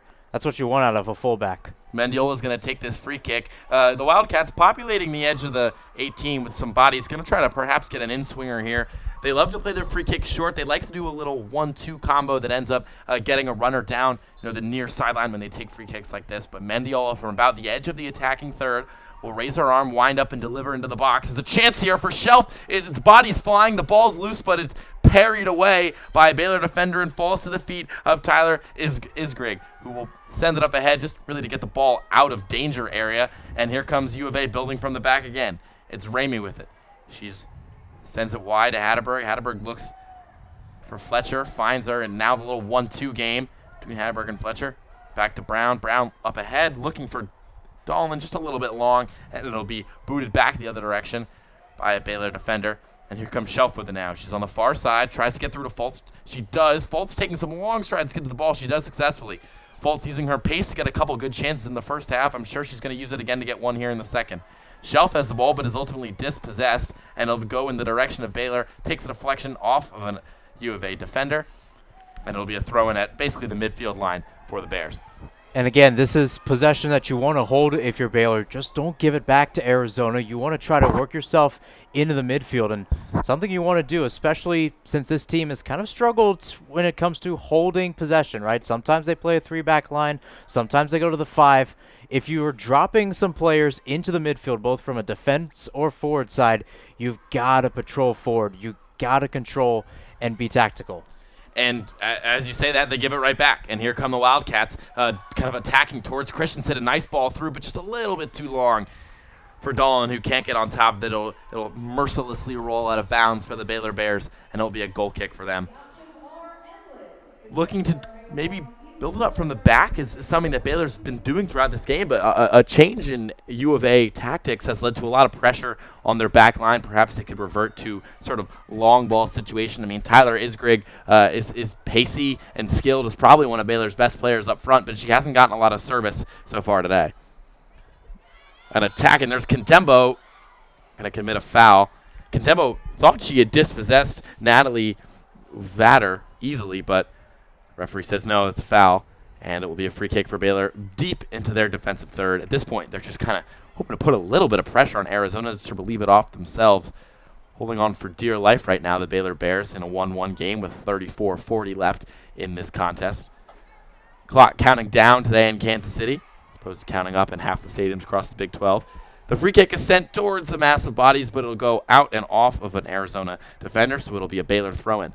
They throw up the line looking for options, but just nobody home for the Bears. Controlled by Arizona, and here comes Ramey building it up from the back. Face a little bit of pressure from Isgrig. Brown finds Dolan, turns and finds Shelf, and good build-up play has led Arizona to have the ball. Here's a through ball to Fultz. She likes to use her pace and get on top of these, but good hustle and just a great effort there from the Baylor defender. That's Ava Kohlberg fighting all the way back, setting the ball out of bounds, and ultimately forcing a U of A throw. We've seen Fultz get pacey at times, and it can be threatening, and it can be dangerous. And there she had a good chance, but it was good defense by Holberg. Is that something that Baylor's going to look to continue to do in the second half? Oh, yeah, most certainly when you look at the defensive side, you want to try to really anchor down on the defensive area. Mendiola swings one in the box. She's got a couple options down there, but it goes a little bit long. Ends up being controlled by Sky Leach Leach will look up for Isgrig. Isgrig has it, kind of being forced towards the sideline, now shaded back into her own corner. She's way back by the corner flag, but she gets it out of danger. It still falls to the feet of Kennedy Fletcher, trying to push it ahead for Arizona, but she turns it over, and it's taken by Natalie Vatter, and here come the Baylor Bears. Through ball to Vatter. Vatter has an option here on the right wing. She now plays it through. Good chance for Baylor, but it's ultimately tracked down by Maya Brown, who proves to be the pacer than the two. Now she goes on a little bit of a solo run herself, cutting between Vatter and Callie Conrad, who scored the first goal for the Bears, before getting it back to Ramey, and here come the Wildcats building up from the back. Faced with some Baylor pressure, though, a tactic that Baylor employed well and got a goal out of in the first half. Mahir, do you think they should just stay on this on-ball pressure the entire second period? You know what, I would think so, and I think some of it goes down to the substitutes you make. You know, you have a lot of depth, especially in this forward position. We saw Caroline Staubach come in for a while. She's 6 foot, so even if she's not pressuring, hey, she's good on set pieces. She can get her head to the ball. So it's just those little moments. If Baylor's going to score, it's going to be from a set piece like that. But here's a cross for Contembo. She chests it down but can't control it. Ultimately panged out towards the edge of the area. And here's Christensen playing it through. Here's Dolan on the right wing. She has a chance, looks at the ball, finds Contembo. Middle of the box, the shot just a little bit wide. Just a little bit high and wide. Contembo had a good chance. And it's another shot in the second half for Arizona, who's definitely put the pressure on Baylor, coming out a lot more aggressive than the tactics they typically deploy under manager Becca Morose in her 4th season in Tucson. Yeah, and I think if you're Becca Morose, you're looking at these upcoming moments to just try to get the momentum back. And that's the problem, is when you have momentum for so long, it's how do you sustain it overall. You know, there's just one moment or just 1 minute we can see from Baylor just take it back. I mean, we saw it earlier today with Cincinnati and Oklahoma State. Cincinnati had a good phase of the game. They were up 2-0, and then all of a sudden Oklahoma State in the final 15 minutes rattles off 3 goals, and then they're going on to the second round instead of Cincinnati. So it's just about making the most of your moments when it comes to these sort of games.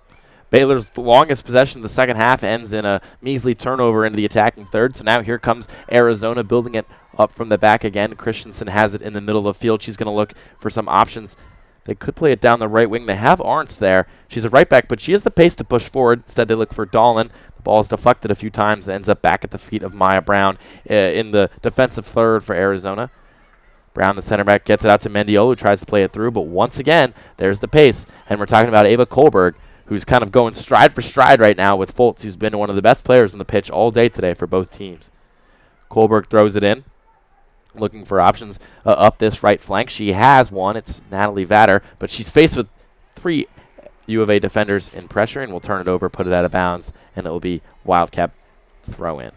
Just in front of the Baylor bench on this touchline. The Wildcats have a chance here. I mean, it's just 1-1, but there's half an hour left in this game. Plenty of soccer yet to be played here in Kansas City. The sun is no longer out, but the sky itself is brightened a little bit, perhaps quelling fears of a potential inclement weather situation, as there's a turnover taken by Baylor, and they get to the middle of the field. Here comes Isgrig attacking. She switches the field. Now looks wide out to the left. She has options, but it's cleared well by Marissa Arntz. It'll go out of bounds. It'll be a Baylor throw-in a little bit on their side of the half-field line. Nice build-up there from Baylor, kind of showing that they can still have the energy to capitalize on some Arizona turnovers. Yeah, and I think they're trying to find their footing into the midfield. They want to try to get their transition offense going, and they're working in ways where they can find some spaces. And that's a problem when you're a team that wants to go and counterattack, where you don't hold possession, is how do you in that moment, right? How do you get into position? How do you communicate to get something down? That's something you practice on the training ground, even back in like June or July during the preseason, to really get into these moments. Arizona building from the back once again. Here's Hurge with it. She looks up ahead. Fultz now at her feet. Tackled out of bounds, and the throw-in will go in favor of Arizona. Once again, we call Kohlberg's name as she makes a nice play on Fultz. Link up ahead. Contembo playing the number 9 position right now, despite the number 11 on the back of her shirt, as Arizona will pass it back and again try to build something from behind.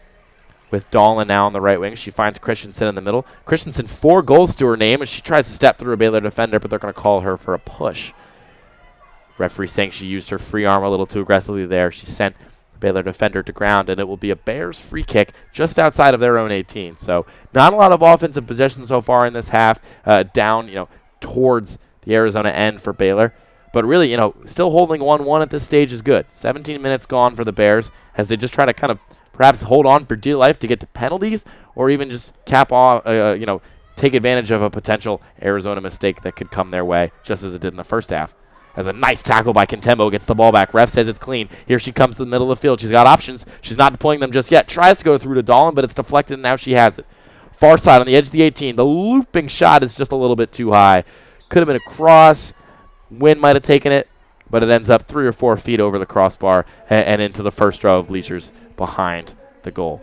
Yeah, the wind's been kind of interesting today, Luke. It's been blowing for some time. I was outside during the Utah-Colorado game, and you could feel it. You could feel the wind just right in your face and blowing you this way and that way, and kind of affects the fans that we're seeing on the far touchline for the most part, but especially the players too.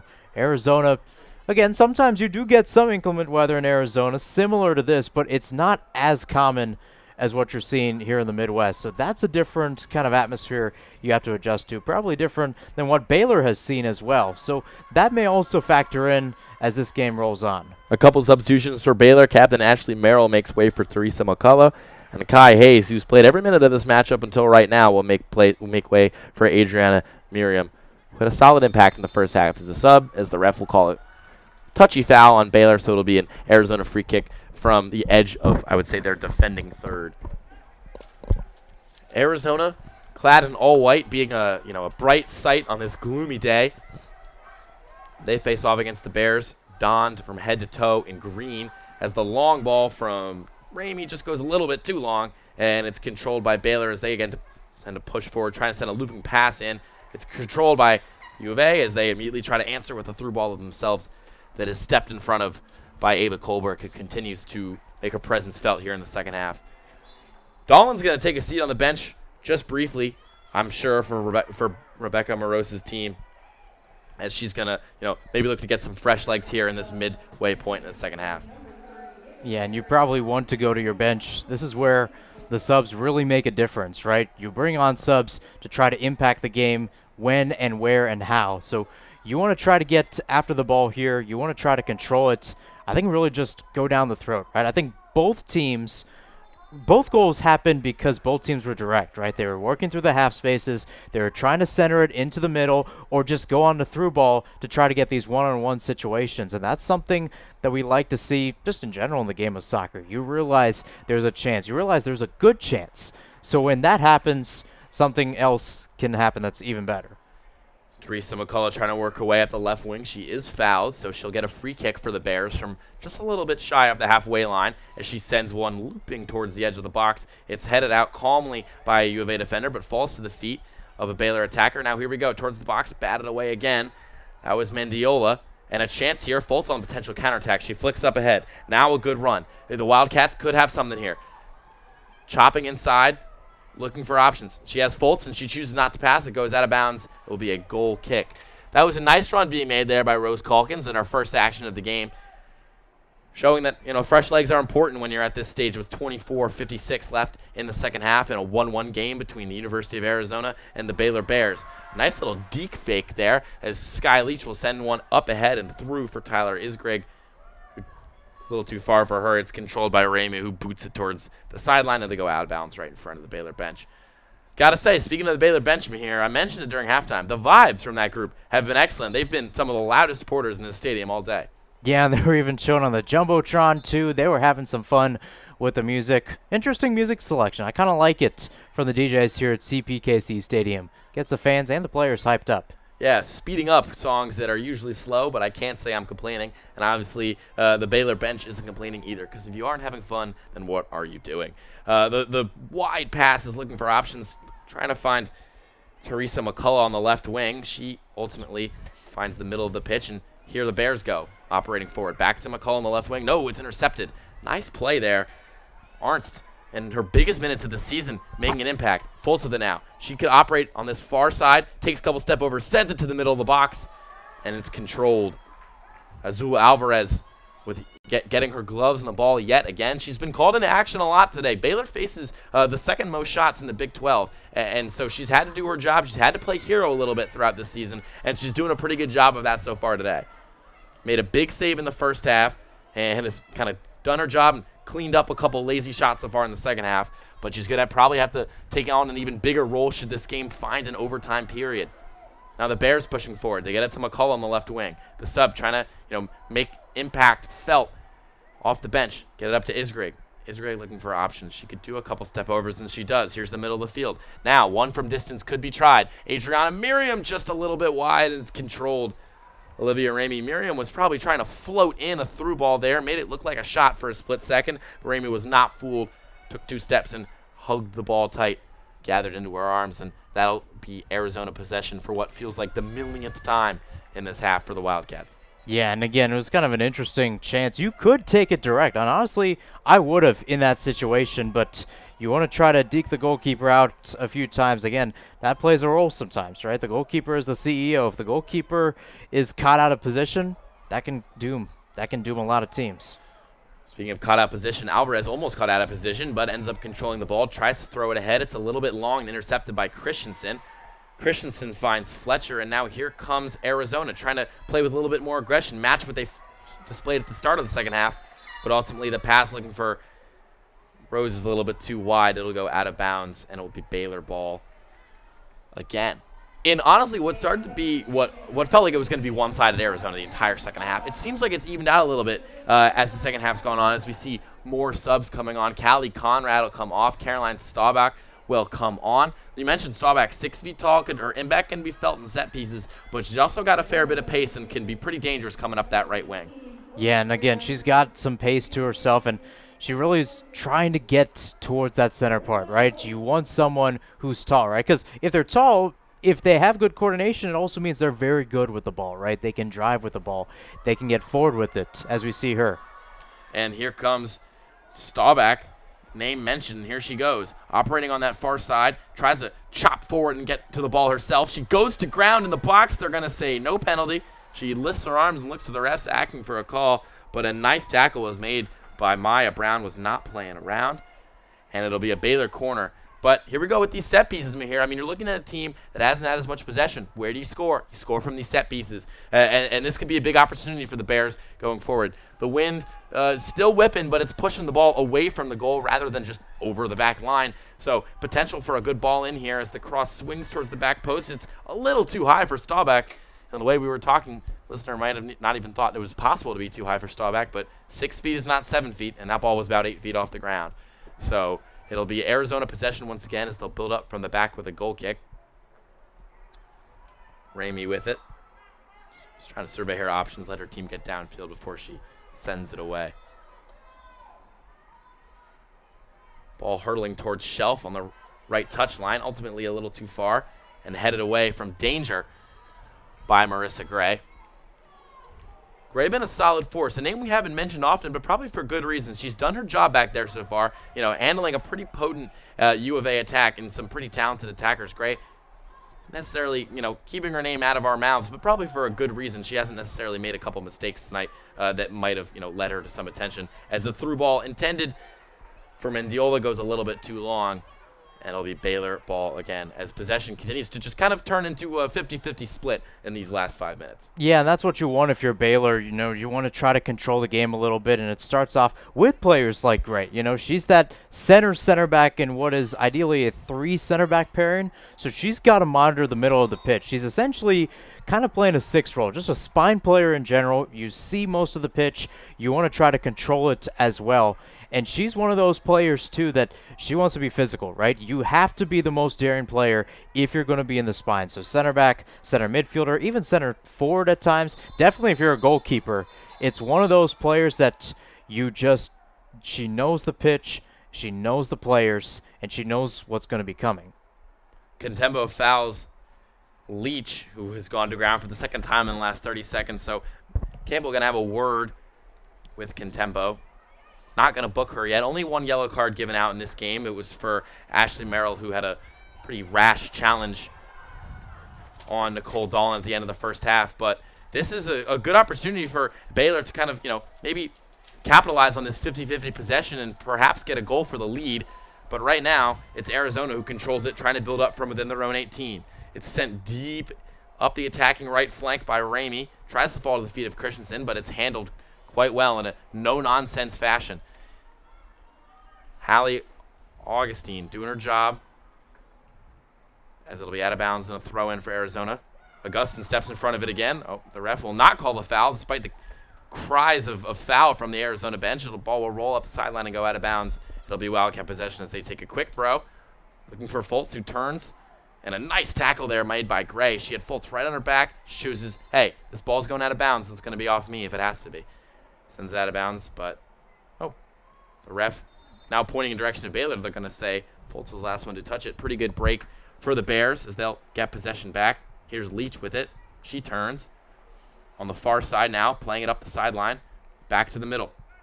Here's Augustine. Back to Leach. Leach looking for options. She could switch the field here, and she does. Going all the way to the other side of the pitch, trying to find Natalie Vatter. Vatter cuts inside. Now looking for options. Up ahead. Back for Vatter. No, rather controlled.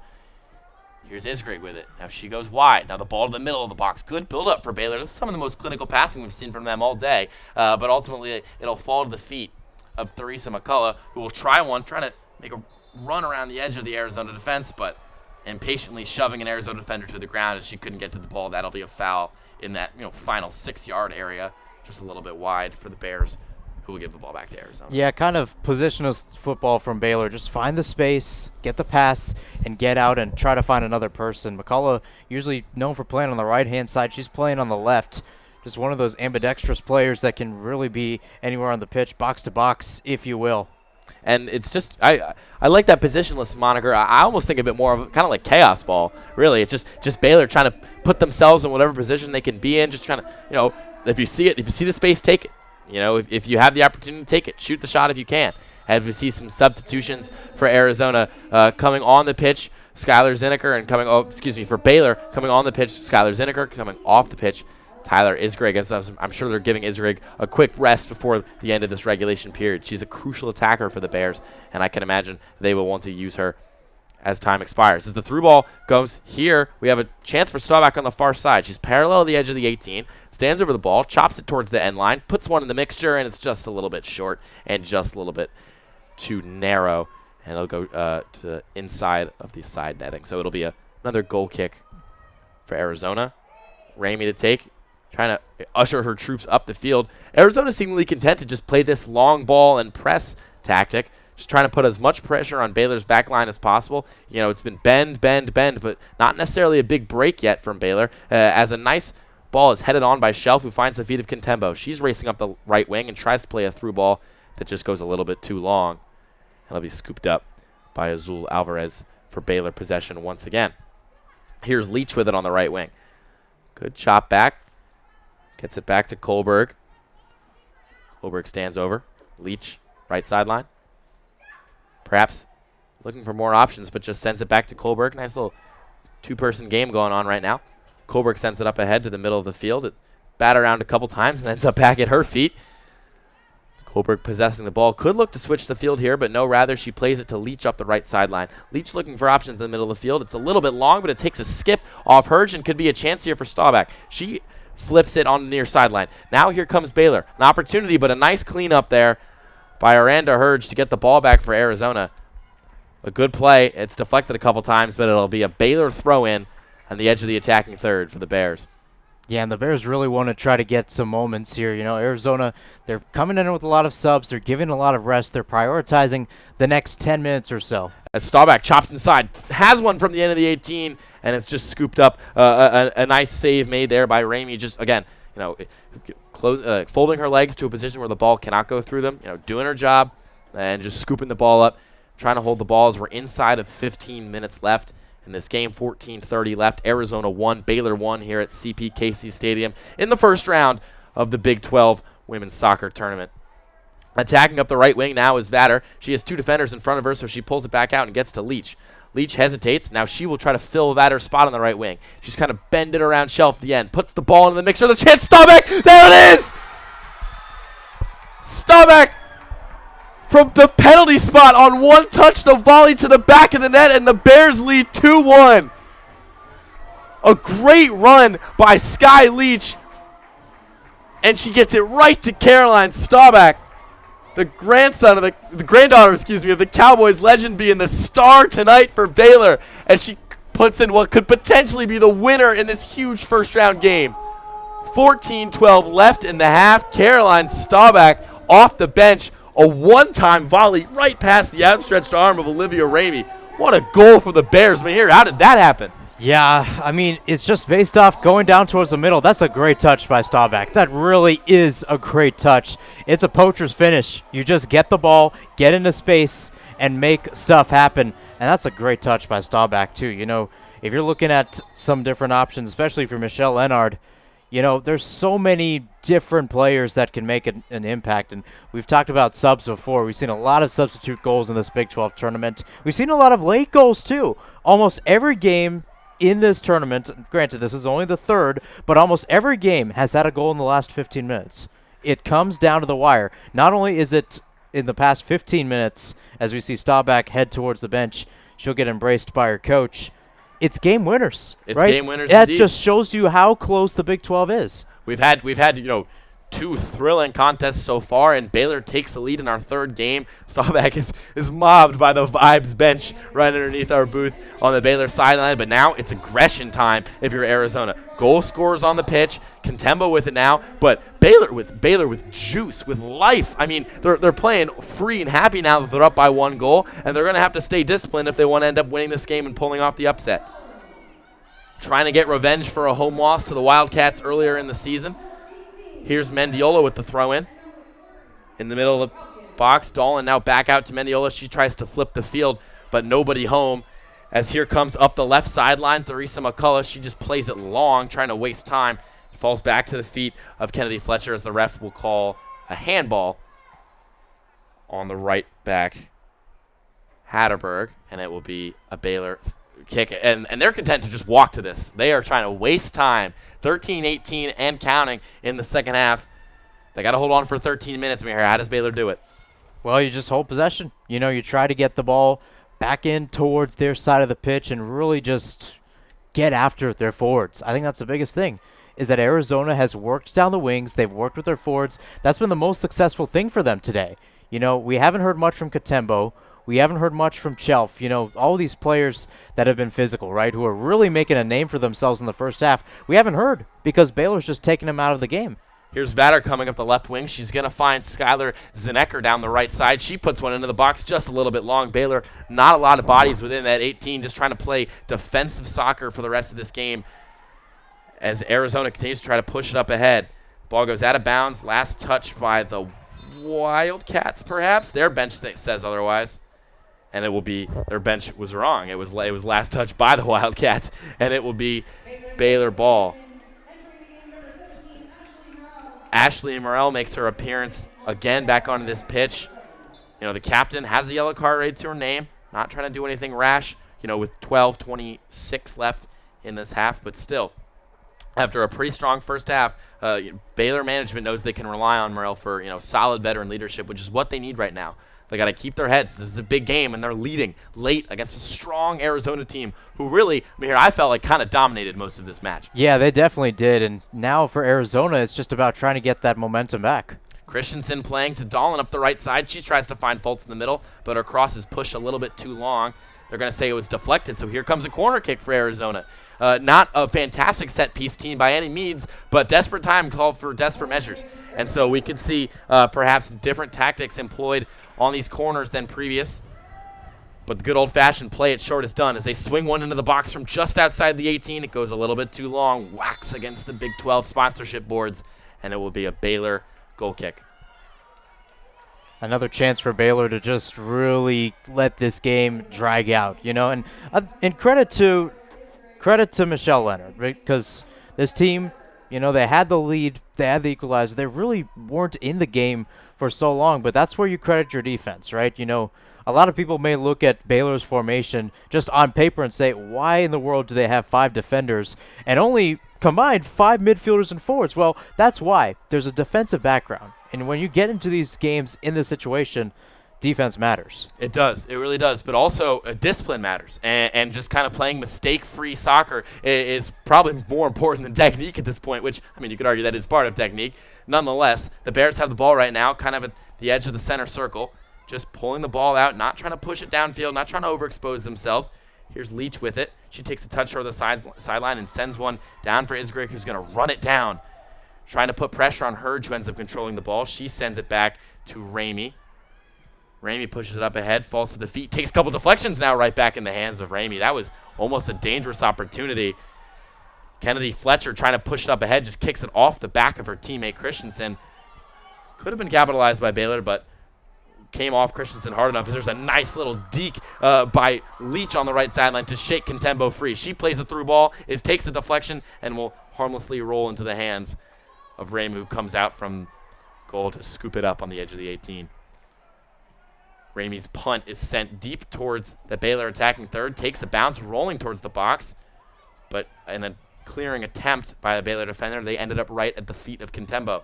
Contembo with it, looking for options. Finds Christensen, who puts it up ahead. Played through to Fultz. Fultz now on the left wing. She likes to dance and prance on this side of the field. Let's see what she can do. Tries to do a chop turn, but there's Kohlberg the whole time, running with her stride for stride the whole way. 2 good tackles, now 3, and she clears it out. That is defensive grit from Ava Kohlberg. She's done her job on Fultz this entire second half. And you could tell because she got her elbow up. She was right in her grill. There's no space allowed. That's how Baylor is defended today, Luke. It's just right in your face. You know, they understand half spaces are everything. As there's a shot from Shell from way out. She didn't really get all of the ball, kind of scuffed the grass, send it out wide. It'll be a Baylor goal kick. I tell you what, we acknowledge the vibes of the bench. We laugh about that. This Baylor team plays with passion, and that's something that cannot be kind of understated. In big games like this, they're there for each other, and they're playing hard. They understand. You know, not a lot of people thought they could come in here and win this game. They're the 11 seed for a reason. But nonetheless, you know, they're making their impact felt, leading 2-1 here with 9 minutes left in the game as Vetter races up the right sideline and gets to the middle of the field. Baylor could switch the field, chooses not to, and the pass finds the feet of Mendiola, who gets it up to Fletcher, and now here come the Wildcats. Fletcher stands on the ball, though, and nearly loses it, sticks her leg out, makes a clean tackle before getting the ball back to her defender, Aranda Hurge. Hurge just content to take her time here. 8:45 feels pretty long when you're on the field down there, as there's a long ball up ahead. Shelf tries to head it on, but it's too far, and it could be scooped up easily by Azul Alvarez. But rather, you know, she'll take a touch, have the ball roll at her feet for a little bit, just to waste those extra precious seconds in this game before playing it wide to Ava Kohlberg on the near sideline closest to us. Kohlberg looks in the middle of the field, and she finds Isgrig. Isgrig looking for options. Has pressure on her back. She gets up to Gray.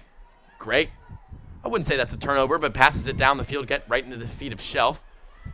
Back to Maya Brown, the right center back for the Wildcats, looking for options up the field. She hits it a little bit wide. Here's Hatterberg. Hatterberg to Christensen, but it's intercepted, but Christensen ends up getting it back. A couple tackles made, falls to the feet of Christensen before just a no-nonsense clearance. Hannah Augustin was not playing around. She sent one right into the third row, unfortunately aimed right at someone's poor mother, who was just sitting right there. She happened to duck out of the way just in time. But here's a cross from Arizona off the throw-in. It's almost dropped, but ended up being controlled and caught by Alvarez, who pushes it up ahead, and now here comes Vetter. Vetter with all the pace in the world. She could run for days, and she gets to Isgrig. Isgrig looking for options, played towards that right sideline. Nice defending by Aranda Hurge, who just gets in front of Isgrig and bodies her. They're going to get physical with it, and there's a couple shoves being exchanged. Referee going to come over here and say, stop this nonsense. Isgrig and Hurge not taking too kindly to the actions of each other. There's a clean tackle by Hurge, but she definitely left it a little long after the whistle, and that's what Isgrig probably took offense to. Yeah, and again, in those type of moments, we talked about discipline. You don't want to get in those types of situations, especially this late in the match where you have bookings, or you can get yellow cards, red cards, and then all of a sudden you're down a player. And again, 7:30 left. These are the crucial moments. This has been the witching hour here at the Big 12 Soccer Championship. We've seen in 2 games so far, and they're going to go to VAR, it seems. Probably trying to get a good look at the foul that just occurred. See if something, perhaps more sinister could be called. But it'll be a timeout for both teams.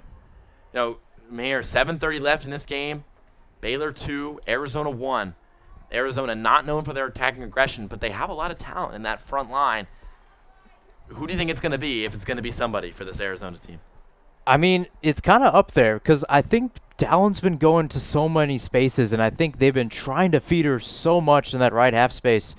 But I think it goes back to what we talked about at the top of the show, right? You said it was Christensen who looked like one of those players that can physically get after him. And she's kind of been taken out of the game, pushed out towards the left wing. But if there can be some moments where she's driving the attack and get into some space around the 18, maybe fire off a shot, maybe get an assist to someone like Narissa Foltz or Dallon, then maybe something can happen. You know, Sammy Batosh, too, you know, she's gotten a few reps as well. I don't think she's out there right now, but, you know, that's what Arizona needs, is someone to just drive down the half spaces, you know, take some chances, right? It doesn't have to be a pretty goal. It just has to be a goal. They just need the ball to cross that goal line at some point before the end of this game. VAR finds nothing extra, and so we'll continue on as if nothing, you know, ever happened with the video-assisted refereeing. To take the free kick, it looks to be Mendiola. And I have to just comment on what you said real quick. I have to give credit to the Baylor midfield. They've done a really good job of pushing Arizona wide, especially on that far side, on that right side. I mean, Dolan and Christensen have really only gotten the ball out wide and have not been able to threaten from middle of the box. As a red card is shown, the referee not having the descent of Aranda Hurge, showing her what I believe to be a straight red. I didn't think she was on a yellow. She was awarded a yellow first. She was awarded a yellow first. Well, so just back-to-back yellows. So it was either descent or I think it was actually off of that VAR rule. It was off of the VAR rule? Yeah, because here's what I saw. It was towards the head and neck area. Yeah. That's why. That's been something they've been trying to, you know, control, mandate. But all of a sudden, it's a center back. So they don't really need her going forward, but they needed to protect. I mean, you just concede one more in your Arizona. This game's over. There's 7.5 minutes left right now. They're down by a goal, and they're now down a player. How does Arizona get back in this one? Well, basically just throw numbers forward. I mean, Maya Brown is basically going to be the only player back. You basically have to send everybody forward. Send your fullbacks, and maybe if you want to, just go full. You know, I mean, at this point, what do you have to lose at this rate, right? You're down a player. Ideally, in most situations, the game's over for you. Why not take a center back out? Why not take a fullback out and add in another striker? It's a team that likes to attack with their fullbacks, though, and I think that's kind of something we could see. We could see their wingers pushing inside as we see a substitution here. It's going to be Sarah Rice getting on the field once again. She'll take off Ella Weathersby, who put in pretty good minutes as a third striker for the Wildcats, but you mentioned, I mean, it's 3 at the back now. It's desperation time with 6:45 left to go in this match for Arizona. Baylor, just bleed that clock. Tick, tick, tick. That's all they want to happen.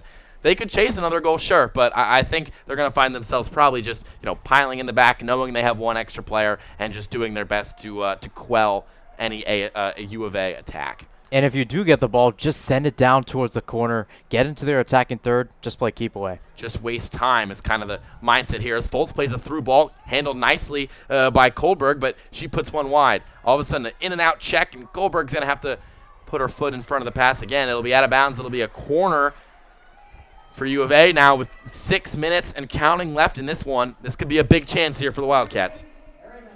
Ava Kohlberg doing her job. She's finding herself drifting from right to left. She's kind of been marking Foltz this entire second half, just following her around, knowing they can, you know, have pretty good defensive chance with her on Foltz. But Dolan is going to send it in here from the far side, swinging into the box. A header opportunity. It's loose in the middle.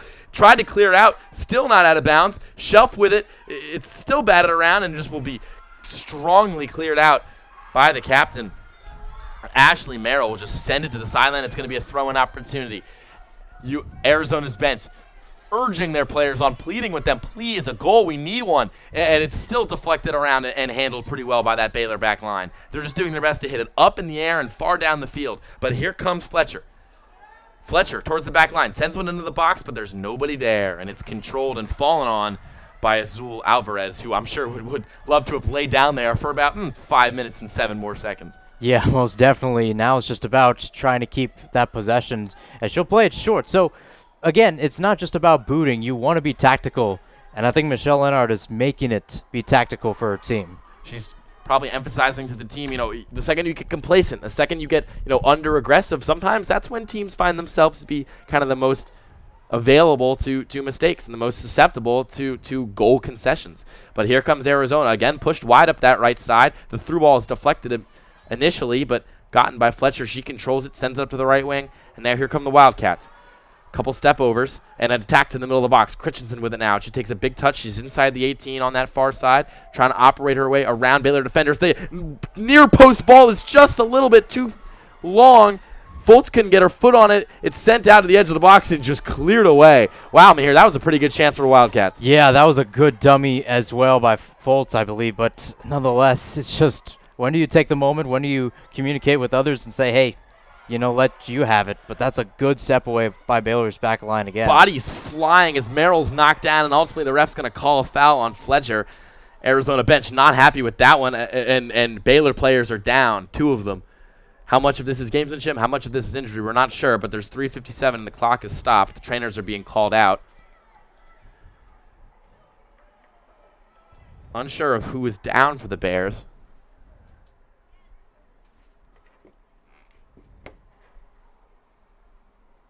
There was a couple just body-to-body contact blows, both sides kind of initiating at the same level, you'd say. No one player being particularly too aggressive. But ultimately, we have a Bear down. Yeah, that was a rough challenge in the build-up play. Ashley Morrell was also taken down. She seems to be doing fine. But that was a rough challenge. I mean, she basically went flying in that area. And this gives Baylor an opportunity to get some hydration, right? Get some water. Catch the breath. Reset for a while. Arizona doing the same thing out on the pitch. A couple players coming back to get some water.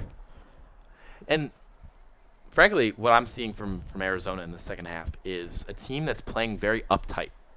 A team that's playing like they didn't expect to be in a tie game. That like they can just kind of assume that, as long as they play hard, as long as we play fast, we're going to win this game.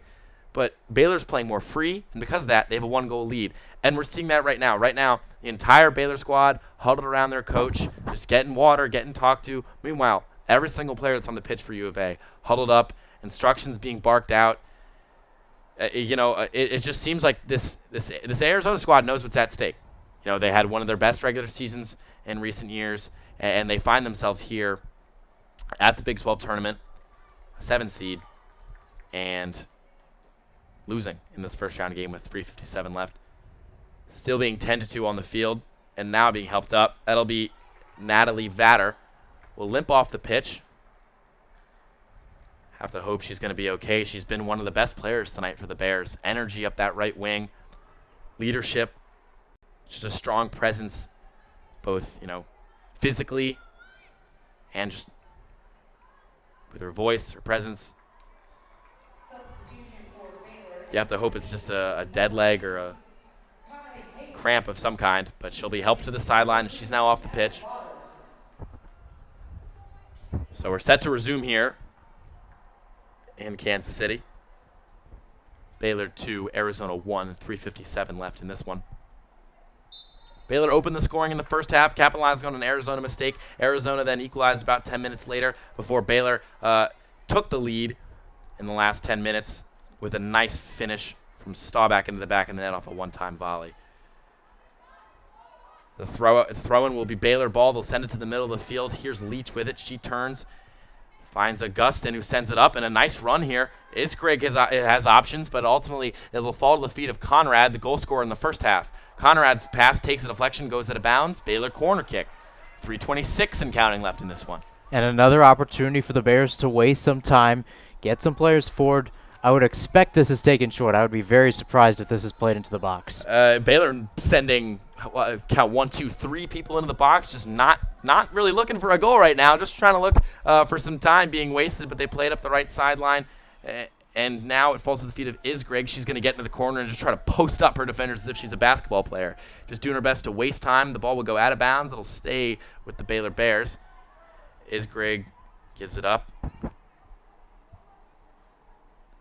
Throw in here for Baylor. Just really in a waste time mode, in a waste time situation. Hits the ground in the corner. Kicked around and batted out. Now controlled. Fletcher with it. Sends it up ahead, but it's controlled by Gray. Gray puts it down, but Fletcher makes a nice run, almost getting it back and intercepting the Gray pass. Still with Baylor. Still with McCullough. She sends it up ahead. Tipped one more, and now here comes Augustin, who will pressure Mendiola, who has the ball in the corner. Now it's controlled by Augustin, and she will just put the ball in the corner and try to hold it there for as long as she can. It's out of bounds off of Augustin, and it will be Arizona possession. 2 minutes and 9 seconds left in this one. Mendiola is going to throw it in, trying to look for a distance option up that right sideline, but somehow Baylor gets it back. Back in the corner is Greg, again trying to waste time. Just on that near side corner, doing her best to waste time, still controlling the ball. It's out of bounds. It'll be Baylor ball. 1:52 and counting here left in this one. Baylor leading 2-1 after a second half goal from Staubach off of a nice one-time volley and a good cross by Isgrig. The Bears get it back. Here's Leach with it now. Leach to Isgrig. Isgrig just going to park herself right in that corner once again. 1:32 and counting. Isgrig just putting on a clinic in terms of how to waste time off this clock. It's out of bounds off Baylor. Here comes U of A to do a quick throw. Looking up ahead. Baylor still clears it, but Fletcher gets her foot in there, and now she takes a big touch and goes. She can switch the field, and she does. Arizona urging their players on. They can switch it back, and they try to. Here's Fultz running at the back post. The ball is just a bit long and will roll over the end line, and out of bounds will be a Baylor goal kick. It's a good idea, I have to say. I think they were trying to get it to Fultz, and they know how pacey she is. But we're in the last minute of the match. Baylor leading 2-1, 54 seconds. Late fireworks could occur here, but already plenty of drama on what has been a thrilling day of Big 12 soccer. 3 games, and each one having a winning goal in the last 15 minutes. Headed by Shelf. It's up ahead. It falls to the feet of a Baylor player who will just send it deep, just booting it, wasting time, letting the air, take the time out of the ball. As Ramey hits one up ahead, looking for options, falling to the feet of Fultz, who's attacked by 3 Baylor defenders immediately. But here comes Christensen. She tries to switch the field. A good clearance by Baylor, and now we're inside of 20 seconds. 15 and counting for the Bears, as they just are not playing around. Send it right to the sideline. There was not a Baylor player in that zip code. Didn't care. 7 seconds. 6 now. 5 on the clock. This could be it, and this could be our first upset win as the clearance to the second deck puts an exclamation point on it. And the Baylor Bears, underdogs, and just coming back between a great goal from Staubach in the second half, hugs, joy, smiles everywhere for the Bears. They are moving on as our first upset of the Big 12 tournament has occurred. Mir, what a win for Baylor. How did they do it? Yeah, most importantly, I think it just comes down to passion. We've talked about it before, that this team, even though they were on the back foot for the longest time, they were able to find that switch in the midfield. It comes down to subs. And, that was the case. Caroline Staubach did not start the game, came in, and we talked about her ability to play in. She's 6 foot. She has the ability to be a poacher. She had a poacher's goal, and that's the difference on the score sheet on how Baylor did it overall. And the thing is, too, this was a revenge game for Baylor, right? It was one of the few losses they've had at home this year. It was to Arizona. It was 1-0. It was a close game just like this. And to do it in the same fashion is just sweet. It's got to feel so good for the Bears and co. Meanwhile, Arizona, after a strong regular season, crashing out in the first round of the Big 12 tournament, you had a pretty good game from Narissa Fultz. Nicole Dolan also solid, but just lacking something in that final third, lacking something going forward. And honestly, a victim to what was just a great vibes team, a very much team of destiny in Baylor, as the cheers from the Baylor players could probably be heard all the way in Waco. But CPKC Stadium here on the banks of the Missouri River has played host to 3 excellent matches in the Big 12 so far. To conclude the third match of the day, it is Baylor 2, Arizona 1 coming up next. ASU against Kansas. Mihir and Joao will be with you for that one. My name is Luke Lendler. Mihir, what a match we had today. Thank you so much for listening. Take care, and we'll talk to you in 40 minutes. I thought I released a good album until No.7 said it was bad. I hear this project and I am frustrated. I better listen to Blaze Radio. Hi, I'm Pedro. Did you know you can listen to anything? Blaze Radio says you can, and so do I. I believe that until listened to, every song, album, EP, and DJ set is hot until proven otherwise. And that's why I fight for you, headbangers. Hot FM. Hot FM on Blaze Radio. Listen live every Monday at 11 a.m. on blazeradioonline.com. That's blazeradioonline.com. Is what I wanted. It's what I've been waiting for these cars to come off of this corner. And guys,